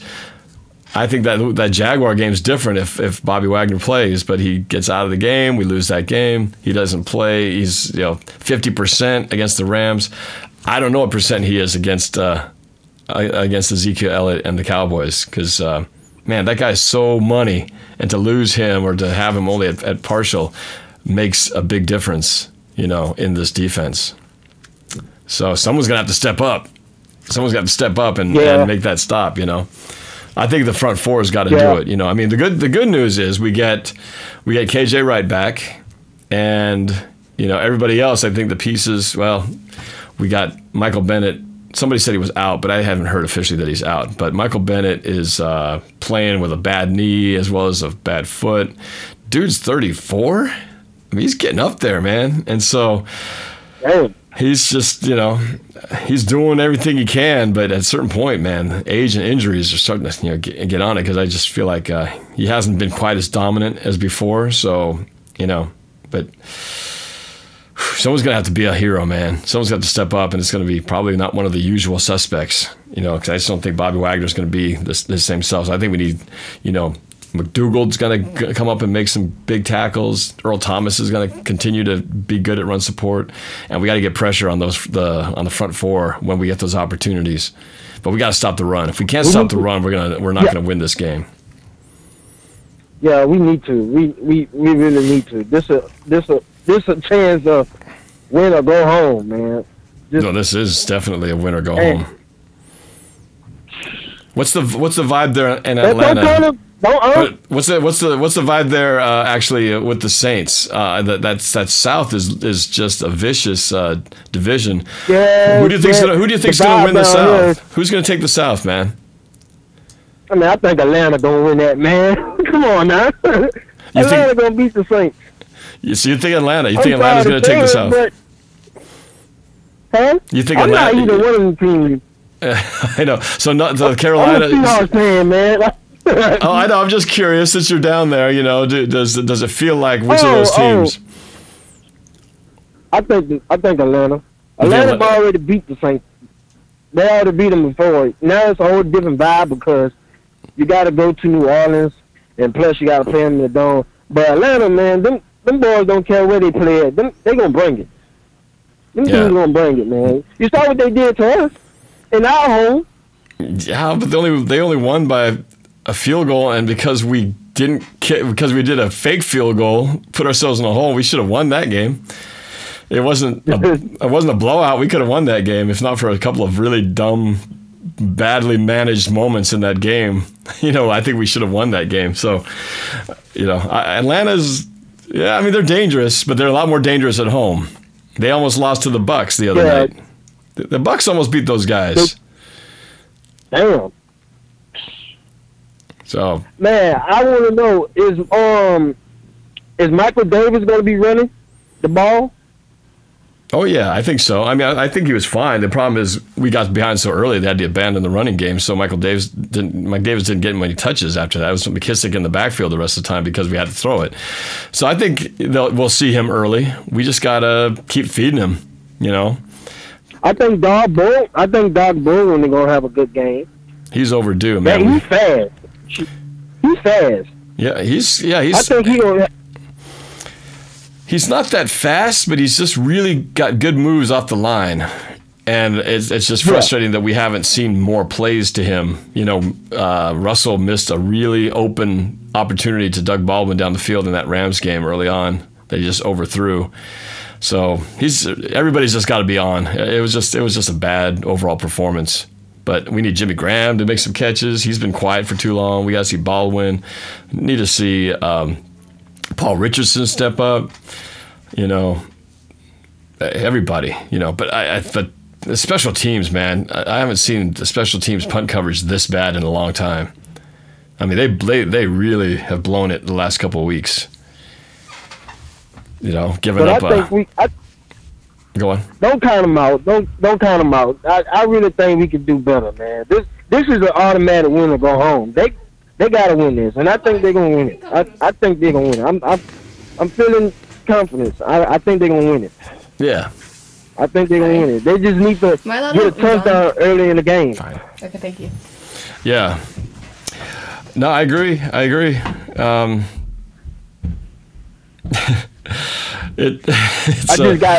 went shopping. I just went shopping for my shirt a couple of months. I think that was last month. I went shopping for my Seahawks shirt. Yeah. I got my hat, so I'm prepared to watch the game, man. All right, man. Where are you going to be watching it? At home, or are you going to be watching it with others? At home. Okay. All right. Yeah. At home. I'm supposed to get another a Seattle Seahawks Christmas stuff for Christmas, so I can't wait till that comes. Well, you know what you should do? You should, if at the final buzzer of this game, especially if we end up winning, you should tape your reaction and then send it to me, man. I'll post it on video. Get some fan reactions to us pulling out this playoff run here to get into it. Imagine the miracle that would be if we find a way to get back into the playoffs, because everybody's pretty much written us off for dead. I will. So get your camera ready, man, for the big finale for this next game. And also, I'm gonna be watching you at the same time I'm watching the game. I'll be watching you at the same time. All right, man. All right. Well, it seems like if I do that, it seems like I'm connected to you, like you there. And when I'm watching you at the same time and watching you having a good time, watching my game, it seems like we can connect to each other. So well, that's kind of what it's all about. That's what it's all about, connecting with the fans, sharing the moment at the same time. You know, I mean, that's what it's all about. And I want to have that good feeling moment. You know, we haven't won a game in 2 weeks. This is not supposed to happen. So we need to win a couple games 2 weeks in a row and get that good feeling back to end this year. All right, man. Well, good luck. I want to see what those. I want to see your new jersey and that new hat. I will. What were you saying about Chancellor? You had a question about Chancellor? Is Cam Chancellor going to be playing next year? And Sherman? Well, Sherman, I think he'll be back. The big question, though, is that we're facing a big salary cap issue with him because based on his current contract, if he plays next year, that's $10 million against the cap with him at his current salary. So that's something they're going to have to deal with. Chancellor actually has a very good contract going for him. We need him to come back. Otherwise, it's a pretty bad financial hit on the Seahawks with a guy who won't be playing if he doesn't come back. So I really hope he plays. It's just I'm concerned about the whole neck injury thing. You know what I mean? Me too. So, Me too. Anyway, I don't know. I hope he does. I hope he does too, man. I ain't gonna lie. Bro. We really need him. Yeah, he's my favorite. It's not the player. legend. It's not the Legend of Boom. It's not the Legend of Boom without him. He brings the boom to. He's the B of the LOB. But yeah. Oh, okay. You know what I mean? But the defense is not. The defense not the same without him. No, I agree. It is not the same without him. But we got to do everything in our power to win, man. Yeah. Yep. I just want that. When I go to watch the Seahawks play the Cardinals, I want that game to mean something. I want it to mean something. So they got to get this win this week to make that game mean something. If we don't win tomorrow, Sunday. If we don't win Sunday, if we win against the Cardinals, it still ain't gonna mean nothing. No, we have to win. We have to win both. So if we lose Sunday, playoffs are over. So we have to win. Yeah, it's a wrap. Yep. It's a wrap. Yep. Plain and simple. Well, man, I'm looking forward to your videos Sunday, man. Oh, thanks, man. Hope we win. All right. Well, I hope you and whoever else is watching it will all share in a very happy moment. I'm hoping for Sunday. So. Okay. All right, man. Well, thanks for the call. It's always always entertaining. Take care down there in the South, and we'll talk soon. All right. All right. Go Hawks. Go Hawks. Yeah. Alrighty. Getting close to wrapping up in the night here. Gonna take the last couple. Let's go to the 423. Yo, who's this and where you calling from? Tyler Lane from Cleveland, Tennessee. Oh yeah. What's going on? How are you doing? What's on your mind this week? How you feeling about our Hawks? I'm feeling good about them. We gotta win all. Yep. These two games, and can we still get into the playoffs or? Nope. We have to win both to get in. Yeah, that's what I was saying. That's what I was at. Yes. We need to. We have to on our side. Got to win both games. So, must win for sure. What do you think? Do you think we get this done against Dallas? Yeah. One of my friends at the bowling alley is a Cowboys fan, and he said we ain't gonna win, but I know we're gonna win, but I ain't gonna give up on them. Yeah. Because people say that we ain't gonna make it to the playoffs because everybody's hurt, but they can still get to the playoffs. So I ain't gonna give up on them. Yeah, I don't expect any Seahawks fan to give up on the team, but we all have our realistic expectations of what we can do, what this team is made of, and how much damage we can do. It's going to be tough, even if we get into the playoffs. It's going to be tough because there are a lot of good teams in the NFC this year, and so. But I just want that opportunity, just get a chance to get in there, win the one in front of us, and hopefully, with a little luck, we keep on playing. And you never know. And some of these guys who are banged up, maybe they come back and contribute who are injured right now. We got a lot of guys, not just the star guys who are out for the season, but we got a lot of young guys. Nazir Jones, for example, who's out, has had a bad ankle, who hasn't been able to get his way back in. So, that's a lot of what needs to hopefully go our way, start to get some guys back. But right now, we're playing with what we got. Yeah, I just what you're saying about the Rams, I just looked about the Rams schedule.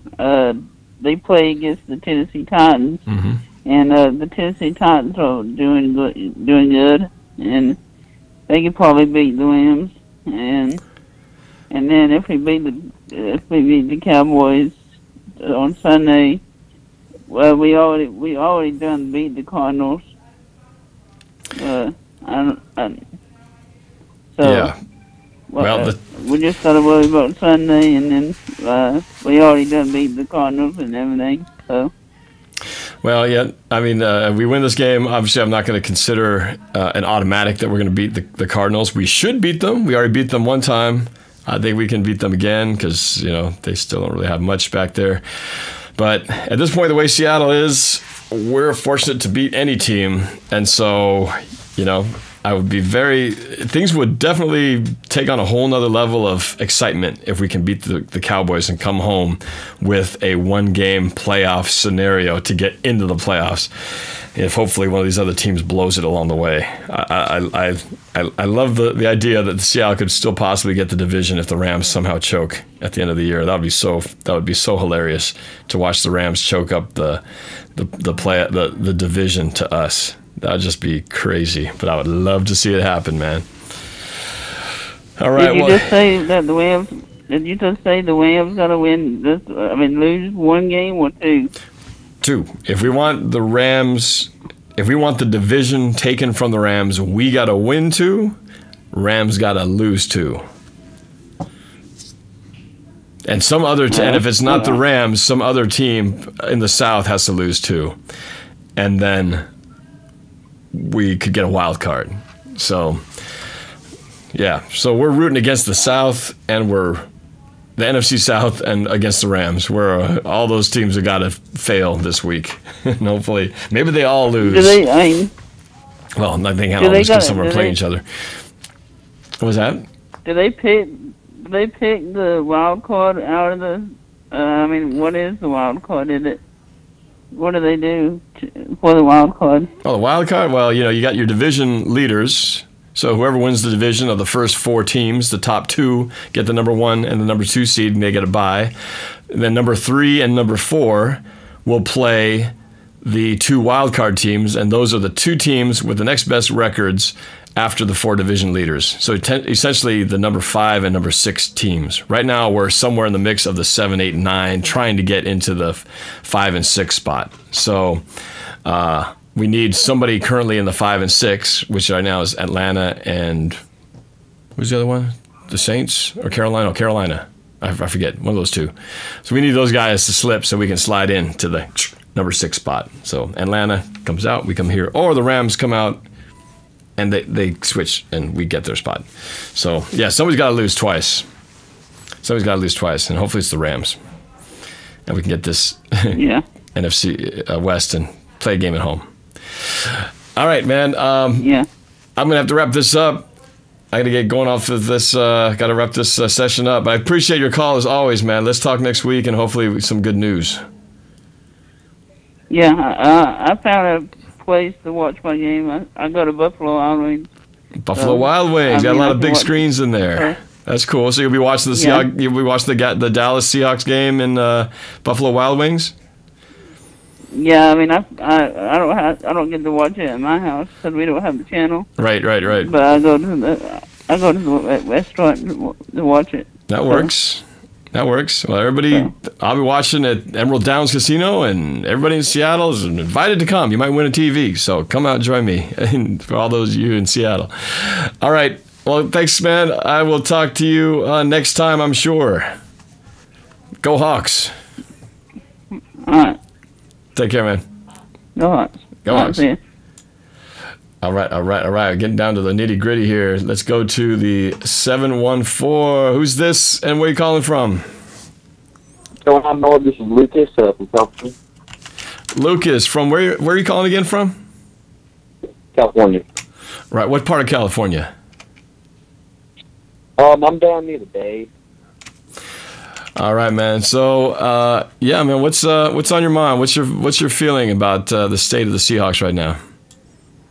There's been a lot of talk about Richard Sherman and Jimmy Graham, so I was just wondering, what are your most important moves in the offseason? What do we have to do to be a successful team next season? Oh, gosh, it's tough to think about. I like better asking other people what they think, because then I don't have to put the pressure on myself. But, man, the toughest ones, there's a lot of other moves, and obviously drafting, I try to leave it to the scouts. But the biggest questions is what to do about Jimmy Graham and then Richard Sherman. I guess if I got to lead, and I don't know if they can have both. It's easy to just say, let's get both. But I feel like if you do that, you're significantly affecting the ability to improve yourself in other parts of the team, which obviously seriously need them. So if I had to choose, I still feel like Richard Sherman's got a lot of good play left in the tank. He's proven to be a difference maker in his position, and I think I'm optimistic that he's going to come back from his injury and will be able to come back to where he was. The thing about Sherman is he was never a speed guy. He's one of those guys. It's his brains, his technique, and his length that makes him so good. And I feel like because of that, he's not one of those corners who has to rely on his super fast speed, and the slowing down due to age is going to be as much of a detriment to him. I think he makes up for it because of his body size and things like that. So I guess if I had to choose between those two, I feel like keeping Sherman, and maybe he'd be open to negotiating his contract. Maybe not, but it would be, at this point, maybe so, because considering he's coming off injury, maybe he's not as high on the sort of trading block where teams are going to be as crazy hungry to get him as they might have been, say, before the trading deadline. So I think keeping him would be key, because I still don't think they have the guy to replace him yet. We haven't seen it so far, and that means we got to find it somewhere else. So that means we're drafting his replacement or trying to see if we can get him from some other team. But either way, if we're doing that, we're paying just as much to get somebody else in there as we would be paying him. So I think we would keep Sherman and then Jimmy Graham. If Jimmy Graham would be willing to stay for less money, and I'm talking about less than 7, then I would do it. I just feel like we can't afford to keep him at 10, because that's just more money that we could pay to get another lineman in there or some other free agent that we could pull in to help, bring talent to where we need it. I think running back too, or a receiver. We may need, they need to improve the receiving core a little bit as well. But I agree. I just feel like Baldwin's great. Yeah, unfortunately, Lockett hasn't been able to contribute much, and they drafted Amara Darboh, in the draft, and he hasn't done much anything. And people have kind of forgotten this. Remember the whole thing with Casey Williams. They were all shocked that he didn't make the team, and we kept Tanner McAvoy. And I'm not saying, Casey Williams, he hasn't exactly gone on, and I don't even know, have we heard from him? Has Casey Williams done anything since he was released? He went to Cleveland, right? Yeah, he got released by the Browns, actually, recently. He got released by the Browns? Yeah, and everyone was saying, well, you're going to pick him up, but nothing's happened. So what does that say when the Browns release a guy? If you're not good enough to be on the Browns, there must be something up, which is still shocking because he did so many great plays. But, man, if you're not good enough to make the Browns squad, anyway, point being is we just haven't seemed to have found, a true number 1 receiver. And I'm talking about that big, dominating, tilt the field kind of guy. I thought maybe Paul Richardson would, him or Lockett would be kind of that stretch the field, Antonio Brownish type of, guy that you can kind of go to, but it hasn't quite panned out that way. Baldwin is really a great slot receiver, but I still think we're looking for that number 1. We have not really had a really good number 1 receiver probably since Rice.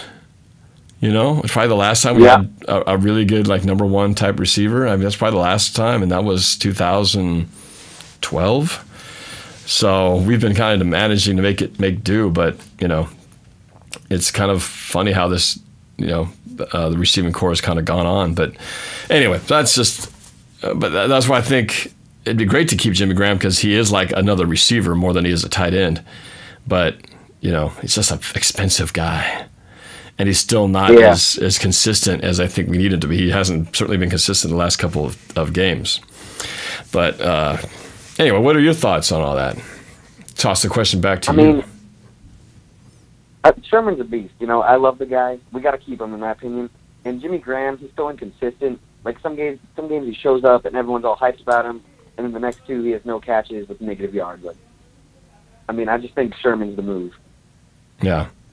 Well, you certainly, when you look at the two, it seems like the passion and the play hard every play. Sherman, there's no doubt that he's all in every time. Sometimes Jimmy Graham feels like, I don't know if the effort's there. Like if he doesn't get catches in the first half, he kind of almost looks like he's just sort of not running as hard. We're kind of just going off observations, but that may not be, may not be true. Maybe his heart's full on in and we're just not seeing it that way. But, but it just, a guy that big, it makes no excuse why we can't get him the ball. You see Brady throwing to Gronk, all kinds of situations. That dude's coming down with catches, 140 yards, just turn up the place. And it's like you think with Jimmy Graham, he should be able to do that easy, but it just hasn't come easy. For some reason, it gets really hard in certain games. But he was good in the red zone. He had been good for several games in a row. One of the best. It's just odd that it dried up so quick for the last couple. That's definitely what we need.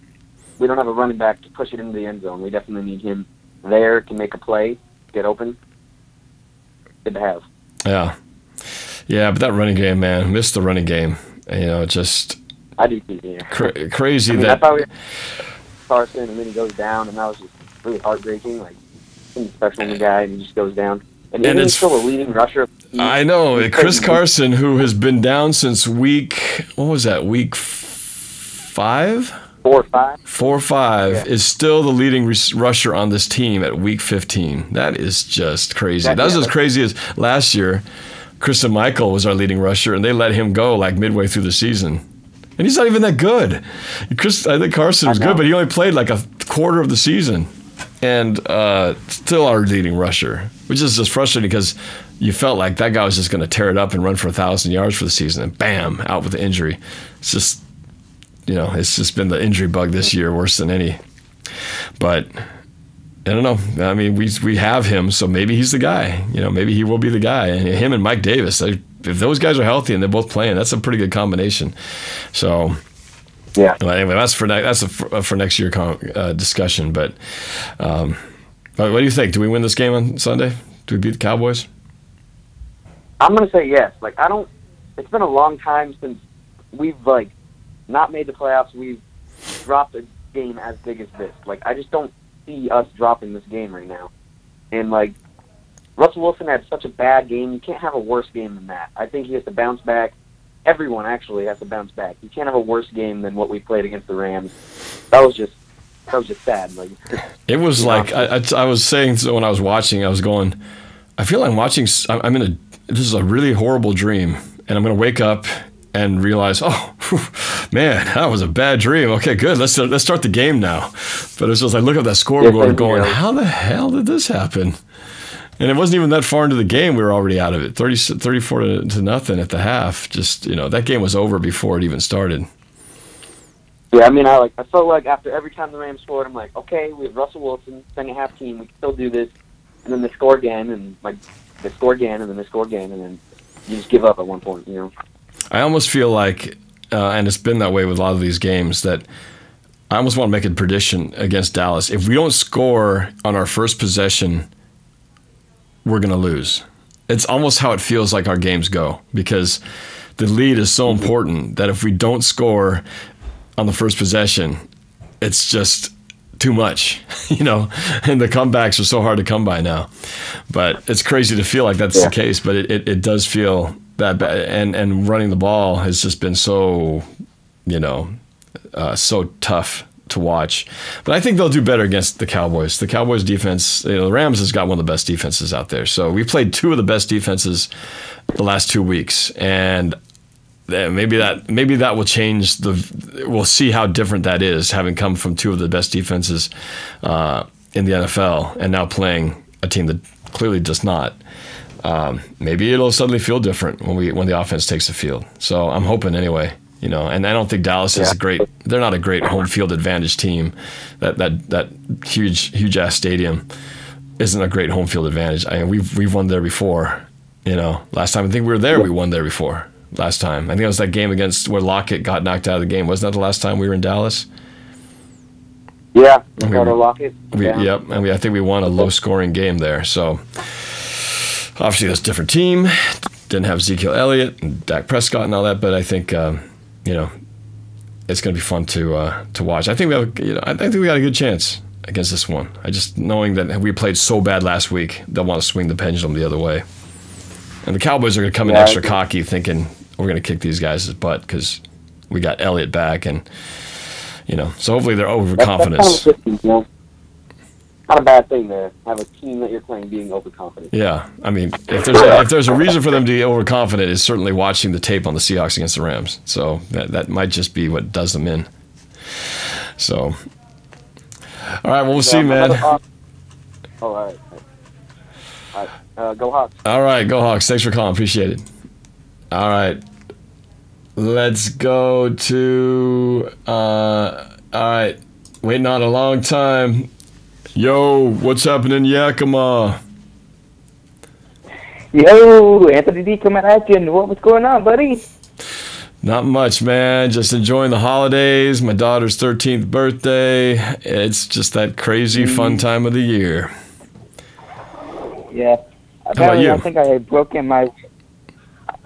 my record of holding on for you. You broke your what? I broke my world record of being on hold for you to take my phone call. Well, you are a patient man. Well, so now that you got me, what's on your mind, man? Let's talk about the Rams game. Do you know what I think it is? What? It's like watching murder on live TV. Yeah, it was kind of like that. It was a bloodbath. It was more like a slow torture, though. It wasn't like a murder where someone just comes up and stabs you in the back of the neck and runs off and then you're just dead. This was more like slowly cutting your fingers off one at a time and then having to sort of endure the pain for a whole hour. Actually, in our cases, for 3 hours because we were in the stands. But there was nothing good. There was nothing good about last week. Yeah. Speaking of torture, it's like getting tortured in hell. Yeah, that had been about the feeling watching that game because, man, I hadn't watched the game that bad in a long, long time. I couldn't even remember the last time we got beat that bad. I guess it was sometime in 2008 or 9 or something. I don't know. It's been a long time. Yeah. Not used to it. Yeah. And let's talk about the Cowboys game. What's your mind? What do I think about the Cowboys game? Well, I think clearly we got to win this game. It's a must-win game. Seattle has no space left to mess up. And the question I guess I have going into this is, we know what has to happen and we know what their chances are, but what Seahawks team is going to show up and how much pride do they have to finish this game out? And it felt like in that Rams game they got behind so quickly they were never in it. I feel like in this one we're going to find out if these guys have mailed it in or if they're if they really still believe that there's something left. See if they still play with some fire and some urgency. At least I'm hoping that's the case, because everybody else seems to think the otherwise. But, there have been some battles going on, a war of words on Twitter between Earl Thomas and Bobby Wagner. Earl Thomas saying he doesn't think Wagner probably should have played as much as he did. And then Wagner came back calling Earl Thomas jealous. And just a lot of ugly infighting inside the team, and I don't know. That's the kind of thing that's either gonna hurt the team or reveals the cracks within the team, or maybe this is the kind of thing that they come back and they're even stronger for it. Because a lot of times people like to just make a big deal out of nothing, and then it turns out inside, like brothers, they're strong. So we'll find out what kind of team shows up. I think pretty early on Sunday. Yeah. Hey Norb. Have you saw in the news a few days ago that the Seattle Seahawks got fined for $100,000 because of Russell Wilson walking into the field not caring about a concussion?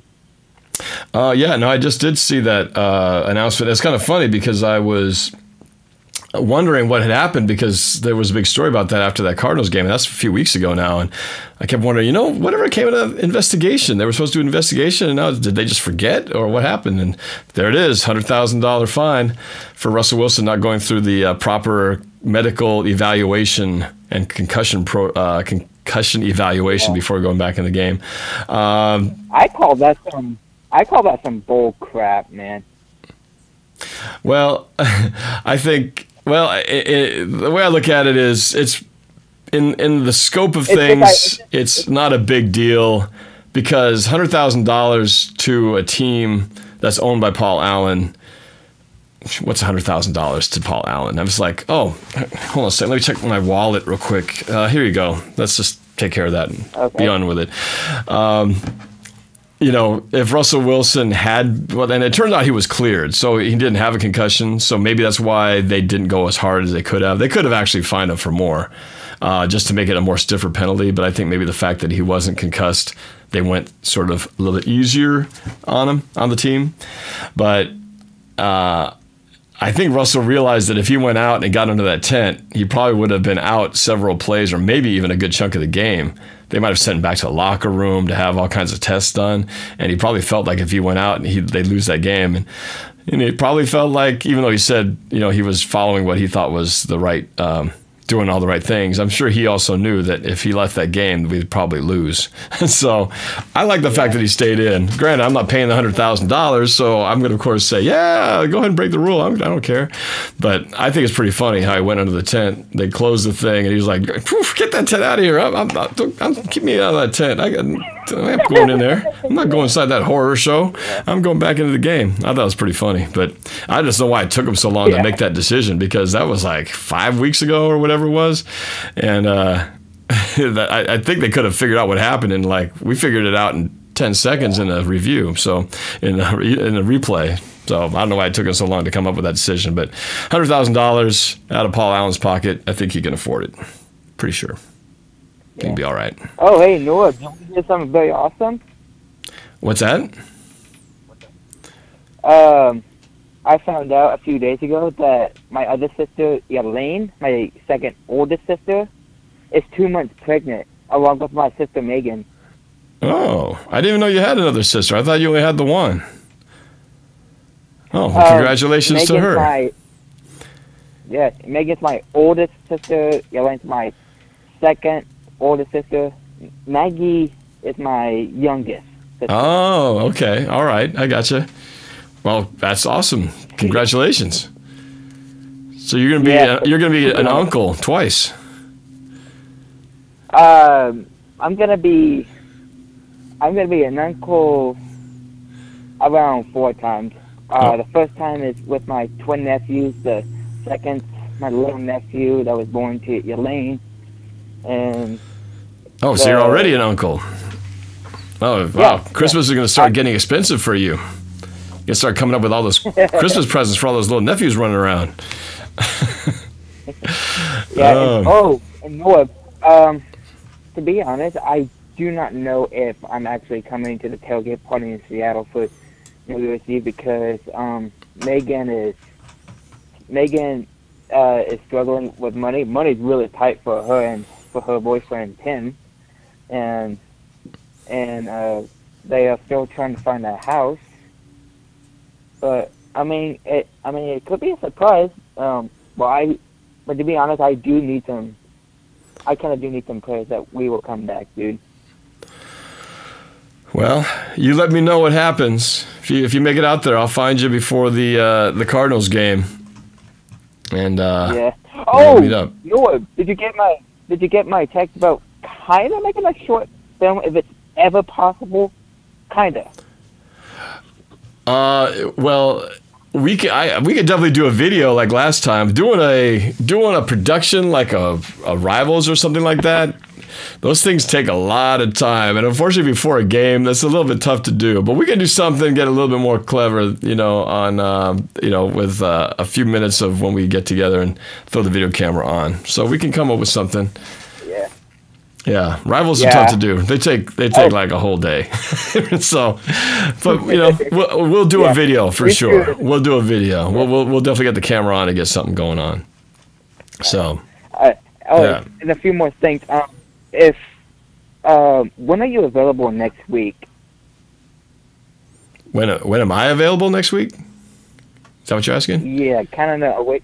Yeah, kind of away from work and all that stuff. Because, what do you say that you make these live streams with Ask Norb thing? And if I could get myself a Skype, we should, you and I, have a chat with your NorbCam fans and some Seahawks fans about the game against Dallas. Oh, you're talking about a post game. You're talking about a post game. You're saying a post game video like this? Yeah, it's like what you did with Philadelphia. Right. Well, let's see what we could do.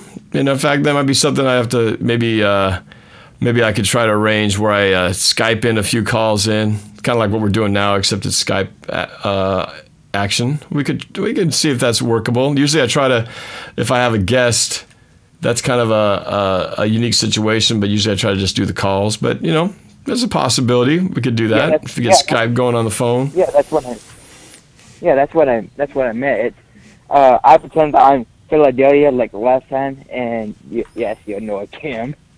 And we'll take some fan calls and blah, blah, blah, All right. Well, we'll see what we could do here. But of course, with the fans, I got to keep things rotating through and kind of mix things up so that we kind of get different callers going in through one at a time. So, but we'll see, man. We'll talk and we'll see what we can work out. But you let me know as far as next Sunday. Keep me in the loop. All okay. Right? Okay, and yeah, one more thing. If so, I'm gonna try to ask my mom about this. Do you know what you and I should do, along with my brother Quentin? Either we win or lose to the playoffs or whatever, or we do go to the Super Bowl. Do you know what we should do? What's that? We should all go to Mizuki's buffet. You're saying if we go to the Super Bowl, we should go to Mizuki Buffet here in Tequila, Washington. Yeah, you are the reason that Quentin, Maggie, and Megan and I went to Mizuki Buffet after you made that video during the Pro Bowl game in 2016. You're the reason, dude, and That's I want right. to thank you very much for that. It's a really, really yummy place. It sucks that I couldn't get my hands on the crawfish and the lobster. Come on, we had to do it on lunch. Like, come on, man. NorbCam, the pitch man for Mizuki Buffet. Best seafood buffet in the Tequila area. That's right. I've got the Midas touch. Well, if we go to the Super Bowl, I'll take you up. We will go to Mizuki Buffet, man. If we go to the Super Bowl this year, we're going. We'll make it happen. Because, man, if that happens, I might run around the street naked if we go to the Super Bowl. The way the season's going. So don't quote me on that. Don't quote me on that. So, but knowing that I might do that, I might just take one notch down and settle for the Mizuki Buffet in my underwear. Okay, but we should figure out when though, because we kind of feel a little busy, but we should. What am I trying to find? Oh my god! All right, you better get the thought out quick, man, because we man, it's past 10 o'clock. I got to get going here. I got to start doing some stuff with my kids, but I'll take you up on that. Yeah. Seahawks make the Super Bowl. Here's the deal. We'll Here's party the at deal. Mizuki We better Buffet. pray to the Lord Jesus for that. If we go to the Super Bowl, if we do go to the Super Bowl, how about this? If we go to the championship with any team, if we win or lose, let's go to the Mizuki Buffet. Wait. You said if we go to the NFC Championship and lose? If we lose or win. If we win and go to the Super Bowl, let's go to Mizuki. But if we lose, let's still go to Mizuki. What do you think of that? You're like lowering the first it was Super Bowl, we go to Mizuki Buffet. Then it's like NFC Championship, we win that, we go to Mizuki Buffet. Now it's like we go to the NFC Championship and lose, we go to Mizuki. We have to kind of set some tiers here because I feel like the bar is being lowered with each thing. Pretty much going to be, hey, let's say we don't make the playoffs, we go to Mizuki Buffet. Kind of just I think we got to kind of alter the arrangement just a touch, but I'm with you. I tell you what, we may get to the NFC Championship game. We may get to the NFC Championship game. I'm meeting you at Mizuki Buffet. That's the deal. What? That's the deal. Shake on it. If we go to the Super Bowl, let's go to Mizuki. Okay, we'll go with that. Seahawks make it to the Super Bowl. We're going to Mizuki Buffet. Deal. Done. You heard it right here. It's set in stone. Mizuki Buffet. Here we go. Yeah. All right, man. Well, thanks for calling, man. I want to wish you and your family very happy holidays and the most blessed of Merry Christmases to you guys. Yeah. Oh, no. Guess what? I managed to write a story plot for a movie I'm hoping to make in the future. What movie is that? It's called God's Hospital Camp. All right. Got to write the script. Have you written the script yet? I have, but it's a little harder than I really did expect it. It's always hard. It is hard. It's a lot of work. I can do it. All right, I believe man. I can do it because it's a Christian movie, and if you want, let's direct it together. All right. Well, that may be as epic of a reach as the Seahawks reaching the Super Bowl this year, but you get started on it first, and we'll look at it. Right? Got to put in the work, just like writing the songs, man. You got to put in the work, and then the stuff will come to you. Go ahead, buddy. All right, man. I'm gonna go. Send me some prayers. Yeah, send me some prayers, okay? All right, man. You got it. Good luck to you and to your sisters on their babies coming up. All right, man. Take it easy. God bless you, mate. All right. Yeah, Jesus be with you. Bye. See you Sunday, hopefully. Go Hawks. You too. All right. Last call of the night right here. I think I know who this is. What's up? Is this Tori? What's up, Norb? What's up? Wow, you were on there for a long time too. How you doing? Good. So I'm having a little get together for Taylor on January 7th, and she wanted to know if you could make it there. I gotta check. And see. Things are pretty busy with my own kids, but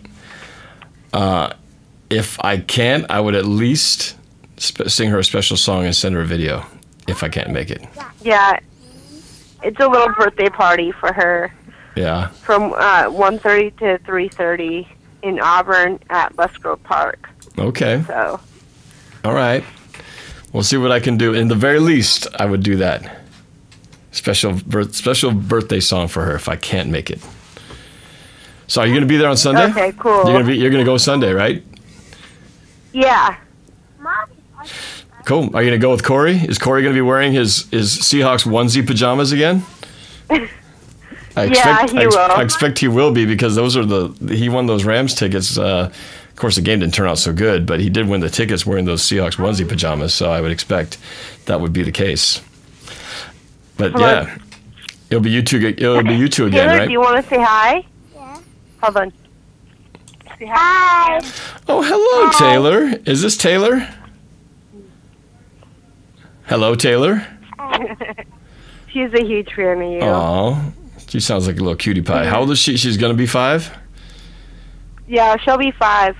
Oh, that's very cute. So we wanted to know if you could possibly make it. Right. I will see. It's schedule's busy for me. The girl, I barely have time to do my own stuff with all the girls' activities going on, but I'll see what I can do. But like I said, I can do a video for you. I seen that video of your daughter gymnastics. Oh yes, Vanessa versus the balance beam. Check out my YouTube video if you haven't seen it yet, where my daughter overcomes her fear of the balance beam in her first meet of the year. I've seen it. Yes, I know you saw that, and for those of you who are watching out there, you got to go check it out. It was a very touching moment for me. My daughter overcame her fear, didn't even want to do it, and she ended up winning and getting the all-around first place. First it was place. awesome. I was so proud. I'm very proud of her. So proud. You know, it makes with what being a parent's all about. And someday your little daughter might be doing the same thing. You know, when she gets a little older and doing some amazing stuff. So. Well, next fall we might be there. So. Oh, what's that? Doing gymnastics? Yeah. Ooh, all right. That's a good place. It's a good place. Yeah. Go for Laylee. The balance beam took an L. That's right. Vanessa took down the balance beam. Went eye to eye, took down the beam. Yeah. No, it was fun. It was good. I didn't get to watch it in person because I was at that stinking Rams game getting our butts kicked. And so all the while I was watching my team getting our butts kicked, my daughter was getting first place and had to watch it on video. But first time I missed the meet. And the Seahawks stunk up the joint in the process. So frustrating. Oh, well. So what'd you think of last game? It was bad. Like I said, it was over before it started. What the heck happened? Well, you know, there's some games where, you know, when things it starts off like an avalanche. And sometimes things just get so out of control that before you know it, 1 play, 2 play, 3 plays, it's just too much to overcome, and sometimes it's just not your day. And Seahawks have been lucky that we've had so many years of games where we were always at least within 10 points or less by the end of the game, which means it's always close and exciting. This is the first time they've had a blowout of this magnitude. We can't repel firepower of that magnitude. So that was just a bad game for Seattle, and you know, I just don't think they'll have 2 games like that because it's just not really, at least I hope that that's not kind of the way that they play. Well, but, you know, Seattle's just got to, the Cowboys. Offense has got to show up early. I've said it before. I feel like the outcome of the game will be determined by the score in the first quarter. So if we got the lead, I think we're going to win. If we're losing, I think we're going to lose the game. That's just my feel of how the team is made up right now. So when it comes to this game party on Sunday over at Emerald Downs, hopefully by the time we're drawing the first prizes, we should be winning, and then things will go well for us. But who knows? Maybe you'll walk home with that TV, Tori. Who knows? You might have that TV. You might be lucky. I am going to give you an invite and a little Christmas card. So. Well, thank you. I appreciate that. Well, I look forward to seeing you on Sunday. And we will see you Sunday. You betcha. All right. Well, sounds good. Well, you have a good rest of your week, and we'll see you. I'll see you on Christmas Eve. Bye, Taylor. Taylor said bye. Bye. Whoa. All right, bye. So scary. Go Hawks. Bye. Yeah, go Hawks. All right, bye. Wow, okay. Bye. Goodbye. Whoa. That was a little scary at the end. I was kind of put shivers down my neck. Just I was like watching it was like a soundtrack from a horror movie. Anyway, Muhammad Hello didn't think he reads the live chat's comments. I don't usually, Muhammad, read the live chats because they're usually going by quick, and I'm not. But every once in a while, I'll glance up and try to take a look and see if there's anything interesting in there. And that was pretty funny. Oh man, you guys you're still here? It's over. Go home. I'm just kidding. You guys are already home.